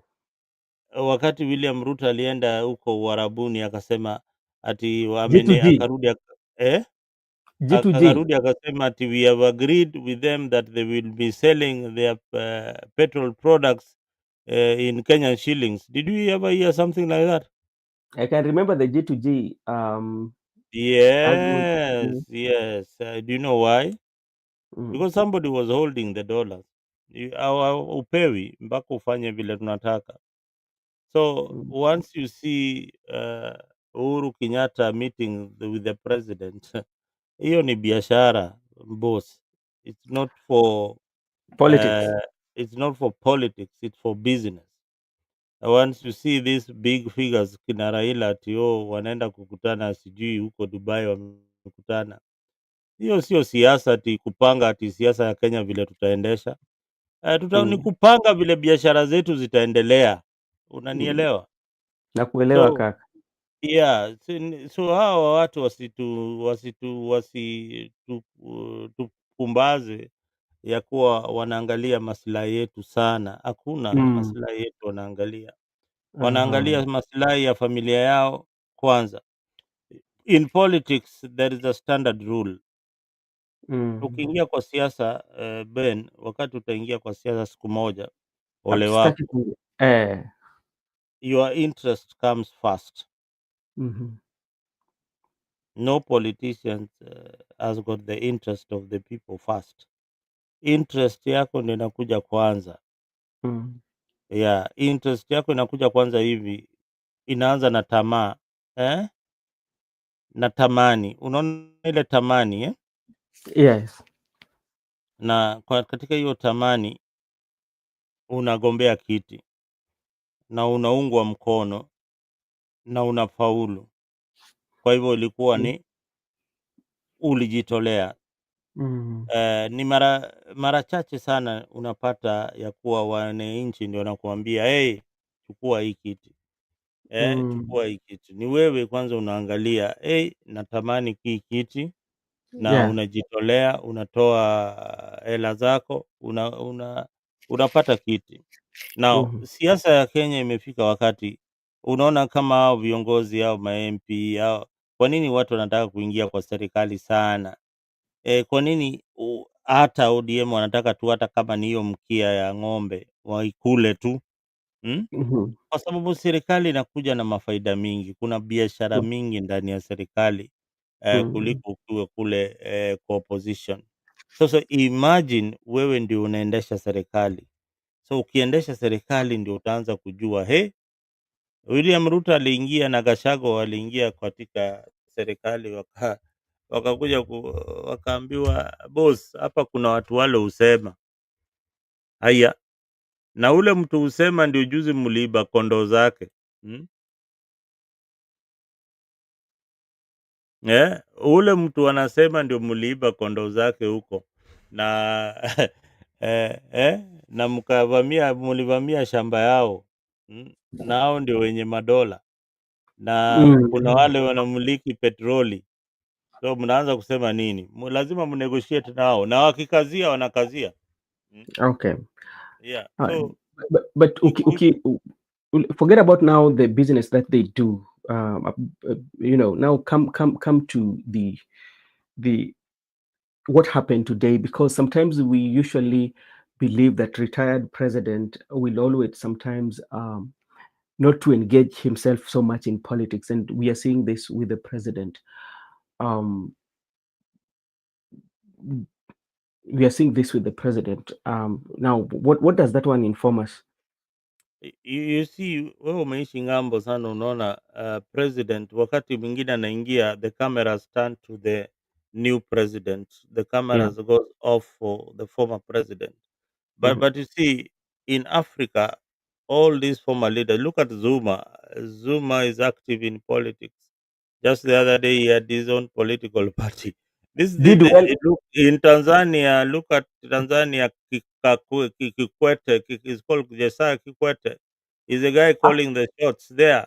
Actually, one of the sorry to cut you short. If you look at in Tanzania right now, those who have been inside of CCM, they are really complaining about Jakaya Kikwete. I told you, yeah. Yeah, he's the one calling the shots. Yeah, He's they the were one complaining. is the one calling the shots. These are the geopolitics that unaambiwa. Kuna watu wale they call the shots. Uliza Kikwete, hii tunafanya namna gani? So madam anaitwa Madam Suluhu madam Hassan. Madam Suluhu Hassan lazima Mm. uulize Kikwete, hey kaka, hebu nisaidie hapa, hii tunafanya vipi? Eh, hii tunafanya vipi? Kikwete Uh, anamwambia bana, wewe hii fanya hivi na hivi, ita nani ndiye anajua hii mambo eh, piga eh, hii simu kwa huyu rais yeah, huyu utamwelezea hivi, utapata eh, mafuta. So utapata mafuta. unaona hao watu wanajua vile serikali inaendeshwa, kwa sababu wana uzoefu, wamekuwa huko kwa Mm. muda. Just the same as Uhuru Kenyatta, you cannot kick him out of politics completely. And remember, Mhm, mhm, there is something looming in Kenya. Kuna hii mm, position ya prime minister itakuja, mm. it will come, it It will will come. come. So all these leaders waliwacha kiti kama they are very young. Ruto Yeah. atawacha kiti kama is very very young. Ehe. Uhuru Kenyatta amewacha kiti kama is very very young. The guy ule hatapata hiyo kiti tu, pengine ni Raila Odinga kwa sababu ya umri. Umri umekwenda. Okay. Umri imekwenda, lakini hao watu wengine Mhm, watapigania, ODM itapigania mpaka hiyo kiti ya prime minister ikuwe, lakini watu wale walikalia ni either Uhuru Kenyatta ama Kalonzo Musyoka mm. ama huyu anaitwaje huyu William Ruto William Ruto. akimaliza muda wake. Okay. Sawa sawa, asante. Wacha nikuje kwa Joseph. Joseph, let me ask you, when you see the former president, especially attacking the current regime, does it mean that he want to build his party and get the following? Because like he's talking about issues that are affecting now the people, and the people might look at this and say that, okay, now president has really come and is speaking about our language. Okay, let me join his party. I think like we are heading in the right direction. Would that one be true, to build the grassroots for himself or with the party too? Yeah, thank you for that question, and I want to start off by telling Zalendo, I think Uhuru hataki kukalia hiyo kiti ya prime minister. I think he does not want to get involved in those kind of, he said that baada amemaliza hii mambo ya kuwa kwa serikali, yeye hataki kuwa kwa serikali, yeye anataka nini chama yake. I think he's looking for a way that they can negotiate for their seat in the united opposition, if it is the one they are going to support, so that they can front a candidate who can be able to be strong, so that he can, when a party has the like, for example, when we had Musalia Mudavadi came in and became the cabinet secretary, the prime cabinet secretary, his party Amani could get some of the support from the government that he's in. So I think that is what he's trying, because he has, as we have said here, he has properties almost everywhere. So I think that is what he's trying to safeguard. But I think he's trying to bring somebody who is going to be able to safeguard his properties, not him as per se to become the prime minister. But for the question you asked, it is true, yeah. We can see what is happening as Kenyans. Not everything that the former government did was wrong. Some of them were okay, but the current regime came and changed them. So, for example, the likes of Akina Shah and the system that they changed and brought it a system of 104 billion, and said that Mhm. is going to be implemented. It is not going to be they are not going to, the people are not going, the corruption people are not going to interfere in the system. But we have seen that Shah has been mad with corruption. I think that was a false fallacy, and people should name them, should call it out. I think Uhuru is not coming to say that mi nitaanza kupigana na serikali like Kashagwa did. Himself is from the word go. he said that Ruto is not fit to become the president of Kenya. So when he's carrying that from 2022, I think it is still inside him. He would Actually like change. he spoke about it yesterday. Yes, and I think he would like. I know deep down in his heart he would not like Ruto to be the president. He would like a Raila Odinga presidency. I know that. I know who really liked it. But now the right honorable prime minister is now, the age has already caught up with him. So the only thing that is left is for him to talk with the likes of Akina Gachagua. But what is really happening with Uhuru is in a catch-22, because the person who invaded your farm, and the person who wanted to steal your party, because you know who was trying to steal Jubilee from him. We clearly know, everybody knows in his heart who was trying to take away Jubilee from him. So I think there is some things that he feels very hard to forgive. He can talk about it, because even when you hear that Gachagua is asking for a meeting with Mama Ngina, and then you find Mama Ngina is saying, "I'm not available. We cannot meet." You know, he said many vulgar words when they were doing the campaigns. And let me tell you, if there is something that you're not supposed to touch in the campaign trail, you're not supposed to touch the family line. If you touch the family line, that is where you have already crossed the red line. I think that is what is making Uhuru still has that heart of stone, that he feels it is very. That's why you hear him saying that there is something he said about mambo yako na ukuja kusijui kurusha maneno na kutusitusi watu. I think he said something of the sort. I think go ahead. You can And at some point in his speech, he almost started speaking Kikuyu. I don't know why was that one. Yeah, he started speaking Kikuyu, then he remembered. Then he went back. He wanted to inject. It's like he wanted to inject, then he came back. I don't know why he did that. And you know, I think that one injected could have told us what he was thinking is in his mind, but I think he was not able to finish. So we cannot clearly know what he wanted to say, but I think he wanted to inject and say something which could have been, you know, when you try to say that Uhuru is irrelevant, brother, just go to the news and go to the newspapers. You'll see that guy is not irrelevant. He's still there.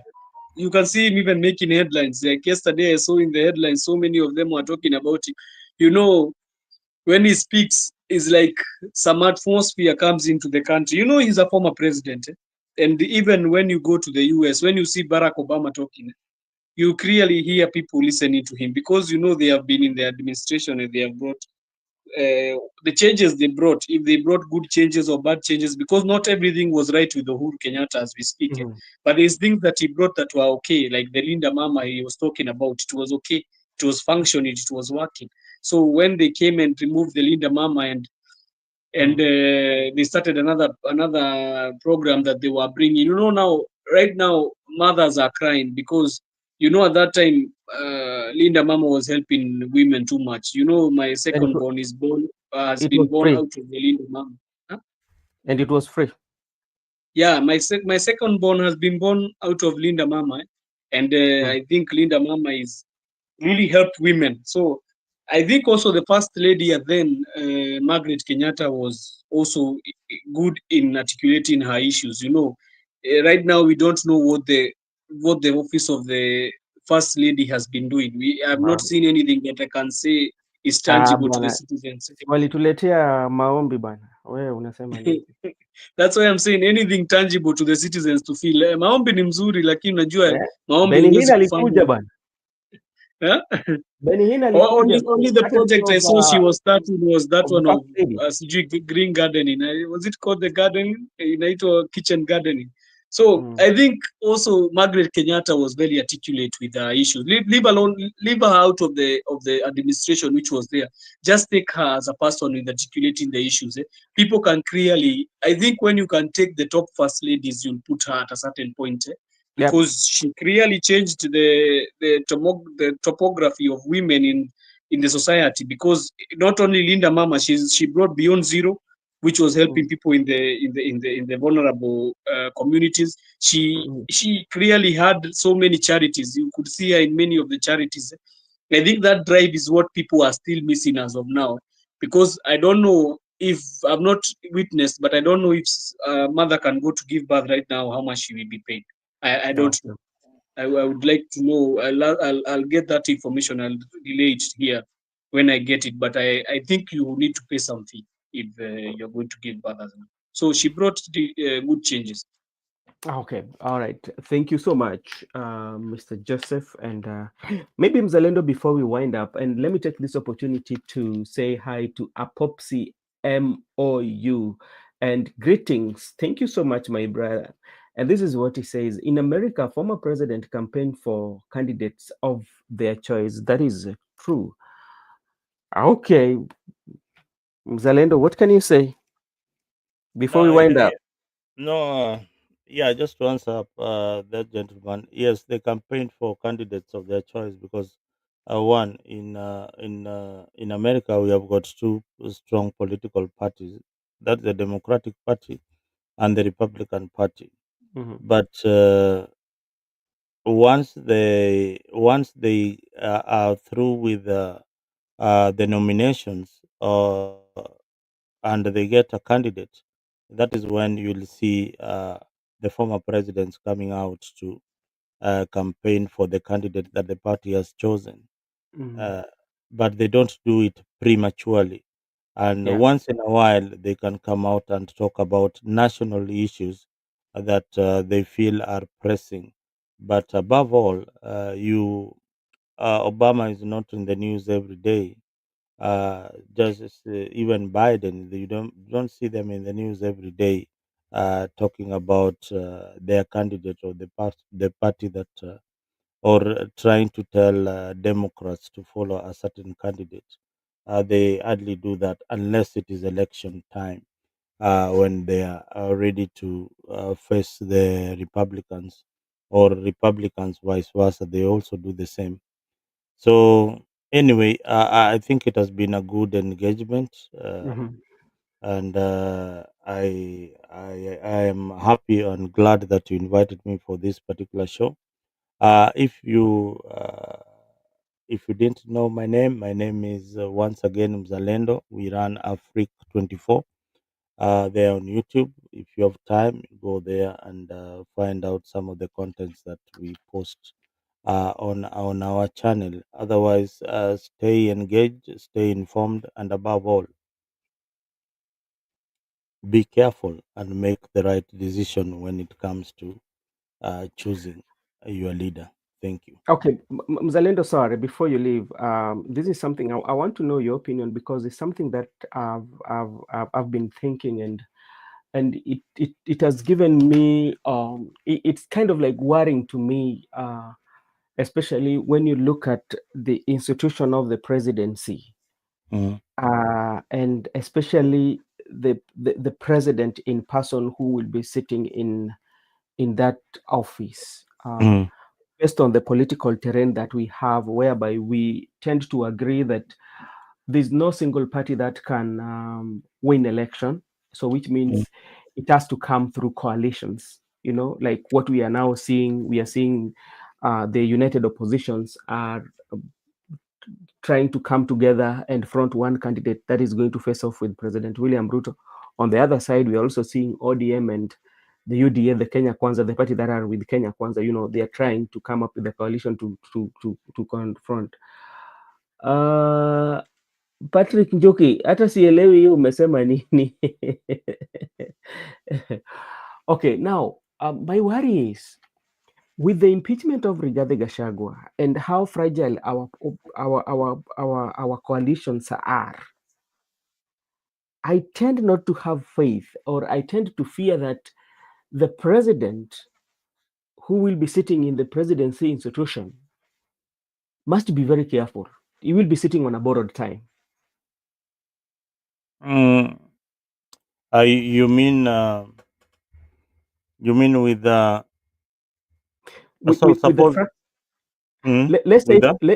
let's say for example now, let's just hypothesis now. We are not saying it's Mhm, happening. Look at a situation whereby we are having the united opposition, the likes of Honorable Excellency Kalonzo, Rigathi Gachagua, Matiang'i, and all that. And let's say they take for example Matiang'i. And when they take Matiang'i to be their president, it ends up that Matiang'i does not have MPs that are elected on his political party, Mm-hmm. So which means when he goes there, he's weaker from his political party, but is depending on the coalition. So in case they disagree, Mm-hmm. and maybe the other competitor decided to bring an impeachment motion, and they have disagreed.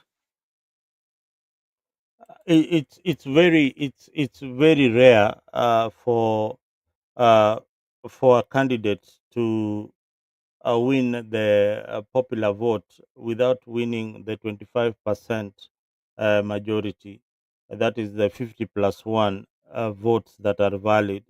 Mhm. So that's already, when you are winning the presidency, you must Mhm. be sure of at least 24 counties supporting you. So that one was taken care of in the constitution. Now, in case there is a scenario whereby you won the popular vote, which I Yes. have told you, it's Mhm. very rare. You won the popular vote. Like there was a scenario. There was a scenario where Kibaki, like in 2007, yeah, Mhm. ODM had the opposition had the majority in parliament, yeah, and they could have easily brought a motion of no confidence on Moi Kibaki and toppled his government. Mhm. That would have happened, but look at what they did instead. They came up with a power sharing agreement Yeah. that that that brought in the opposition into government. So these scenarios are there, but there is the political class have got always a way of uh, working around them so Okay. that they favor the presidency. Okay, Joseph, maybe what do you think, especially on that scenario that I'm giving, whereby the united opposition, if they might win, and the person who will be winning as the president, from his political party, he has very few or less members of parliament. And also Yeah. remember that uh, there is always a pre-election agreement which is registered by the registrar of political parties, Mm. and it has a lifespan. All right. So when coalitions enter into an agreement, it is not a gentleman's agreement. It is But binding by law. ODM and the Kenya Kwanza have gentleman agreement. No, whatever they are doing is illegal. They're saying it's not. It's a corporation. It's illegal. There's no law that is binding. Whatever you see in a Raila signing, those are illegal documents. Yeah, Okay. they can always be taken to court and they'll be thrashed out. All right. Thank you so much, Mr. I Joseph. Can think you? Brother Mzalendo did not tackle the question as Mhm. deep I would love it.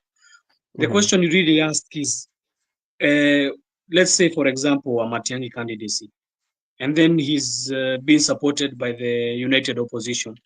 Then you Yes. find that the members of parliament he has are less, but the other players in the united opposition they have majority of the members of parliament in that team. Mhm. Can they be able to even topple him? So what happens clearly when you become a president? You become emboldened and you become powerful. So what happens when he, for example, is going to have maybe, that's why you are hearing he's being pulled by Jubilee, so that even if he's going to have members of parliament, he can have like most or 20 members of parliament and maybe 20 and above. So that when he gets there, the thing Yeah. that they do when you get power, and you see the people who are with you, they are starting to fight with you internally. They try to buy the opposition. That is what Mhm. happens, because I clearly know ODM will be having, maybe let's say they have won the election. ODM and UDA will still be having members of parliament. So Yes. what they clearly do as candidates, and you are the president, you will try to bring these people on your side. And then we are going to still have another fallout. That is the problem. Kenya will Yes. never be, So that. these coalitions, they are all bringing problems in Kenya. We never have a stable government, because now let's say for example Matiang'i wamekosana na Gachagua Mhm. na wamekosana na Kalonzo. What will happen? Akina Kalonzo watatupwa tena nje, then we start another cycle of, we are trying to remove the Matiang'i presidency, you see, or maybe it's Kalonzo, then we are starting another cycle of tunajaribu kutoa Matiang'i and Gachagua from the presidency. That will be the cycle always. Mm. The moment we are going to be okay is when we are going to vote without these things called deals, Mm. and this all we are trying to form a coalition. These things, I think these coalitions, they are just messing up our countries since they were brought, because when somebody enters in the coalition, another person wants to leave the coalition. So Yeah. when Dawa you bring somebody Jose, in the government, someone will not. dawa ya hiyo ni two parties peke yake. You don't need all these political parties. You only need two parties in Kenya. That is it. Either Okay. uko kwa party ya hii ya Ruto na kina Raila, ama uko party ya hii ya opposition. That way you will get this one candidate that is supported by the all of the opposition without mentioning sijui Wiper, sijui nani, Jubilee, sijui yeah. Unaona Mm. kama Ruto tried it. Ruto is very smart. When he formed the UDA, he told kina those who were coming in, hey, hii pati yenyu mvunje, hmm? Muivunje kabisa. Wale walikuwa wanaingia kina Amani Congress ilivunjwa ikapotelea mbali, hmm? Ilimezwa. So that's exactly what he wanted. Ndio tukuwe na pati Mm. mbili. That would have solved the problem that Jose is talking about right now. Okay. Yeah, thank you. Okay. Thank you so much, Mr. Mzalendo. Thank you so much, Mr. Joseph. We will try our level best next Friday so we can be here and talk about the recap of the week, especially just to give you what happened during the week, in small bits, but during the week also we usually discuss the trending issues. So if you are interested in that, always visit us here at Brother Benson Media and also at Afrique 24. That's where you can also find us discussing about the same issues affecting countries.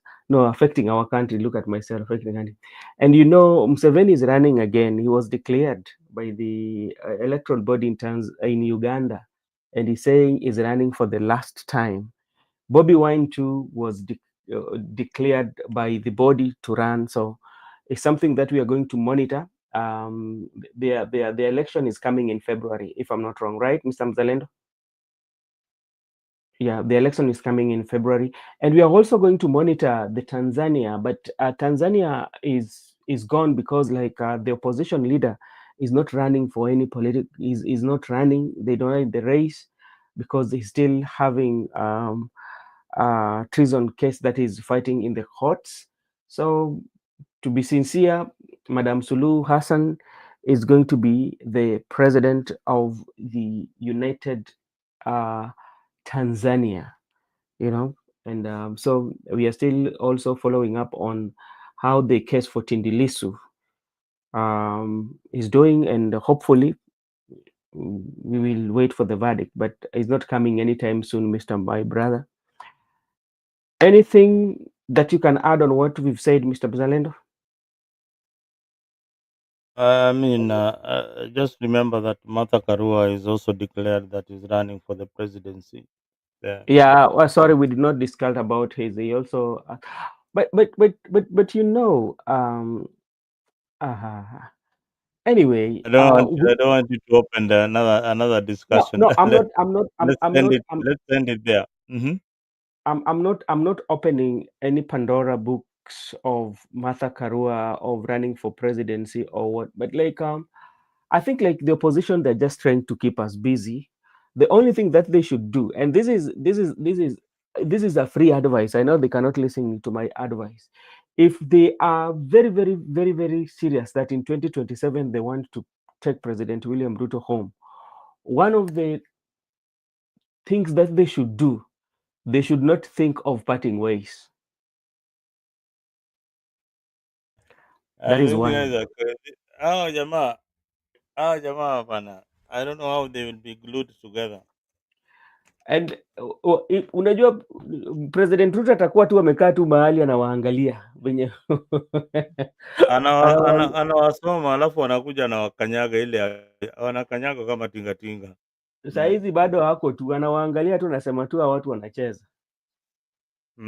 So the best thing that if they are very if they are very true to their words, or if they Unaona really kama think, Maraga ameenda huko Mombasa, anaitishwa pesa, anaitishwa fare na vijana, hana kitu. yeah. Election yako inaisha tu hapo. Kenya is a very I interesting. think You know, people think that Kenya ni kama Europe.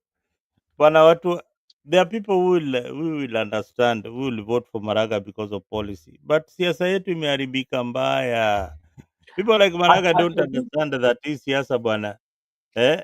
I hope nani, my good friend Agostino Neto, if you're listening, you can advise Maraga. Hii siasa ni pesa, inaitwa liwende.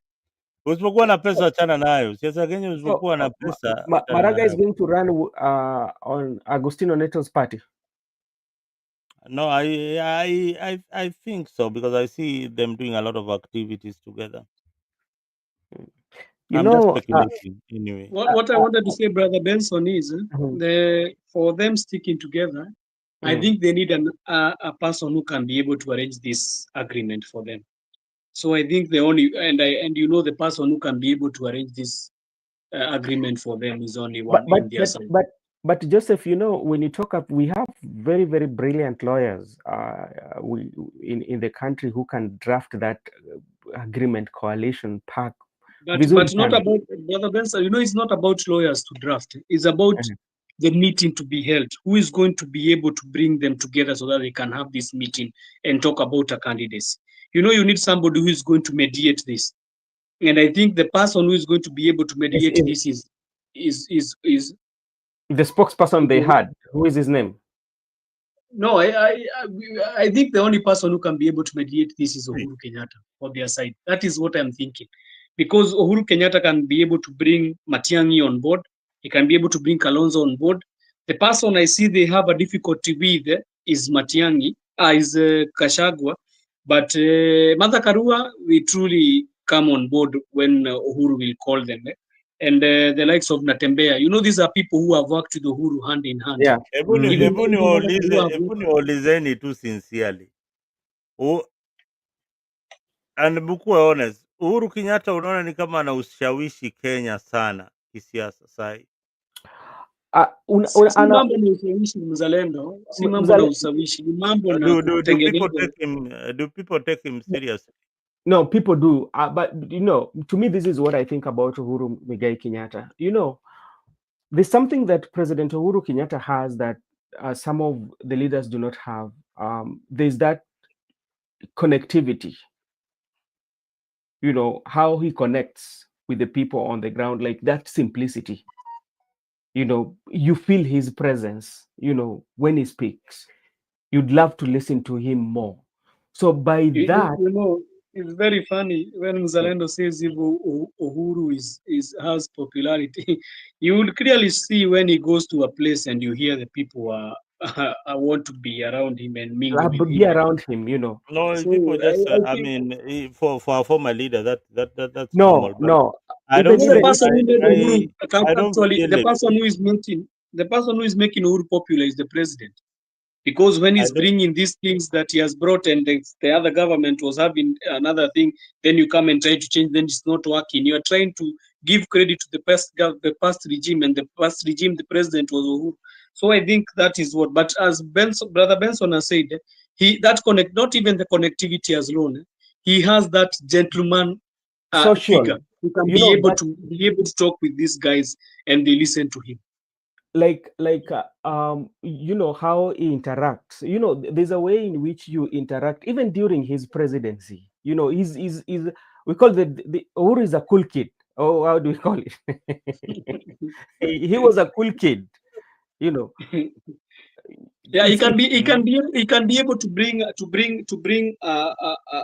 negotiation or an nini between the leaders of the opposition. He can be able to sit them down and be able to talk with them. I'm telling you, you see Kalonzo and Raila, they could have not gone in the same bus in 2022. yeah. If it was not, and you see, the problem is Mzalendo na Sahau, we still have even Gideon Moi. You know, Gideon Moi, who was trying to pull him to the in 2022 to the side of Azimio. It is that one guy, because you know he can be. I think the people, and I've already told you, Madakarua can be able to be called by Uhuru. This guy who is called Matiang even was there with him yesterday. Kalonzo can be able to be pulled. If Kalonzo Uhuru, even when you look at the ceremonies they go, just go and check. In all the ceremonies, ukisikia sijui mtoto wa Kalonzo anaolewa, you'll find Uhuru is there and they are. Anyway, ile kitu mi nasema East ya Kenya, those opposition leaders, they have common sense. We are not going to tell them what to do. It's just use your common sense. If you go alone, you're wasting your time. If Gachagua goes alone, he's just wasting his time. If Kalonzo decides to go alone, it's a waste of time. So just use Yeah. your common sense. You If don't yeah. even want somebody to come and talk to you. If you can't use your common sense, poteleni huko mbali. Haya. Okay. All right, Mzalendo and Joseph, thank you so much for this morning. And I believe next week we shall also have a good session. And to our viewers also, we thank you so much for being with us. It almost 2 hours and some minutes. That's a lot of time for you to just have a conversation with us or watch us. For those who are watching us, Apopsi MOU, Patrick Njuki, Asante Sana, and Manasseh. Thank you so much for your support, and may God bless you. I see you tomorrow, this place with Makobura and Migoda and Joseph also. I hope you're going to be there. Thank you so much.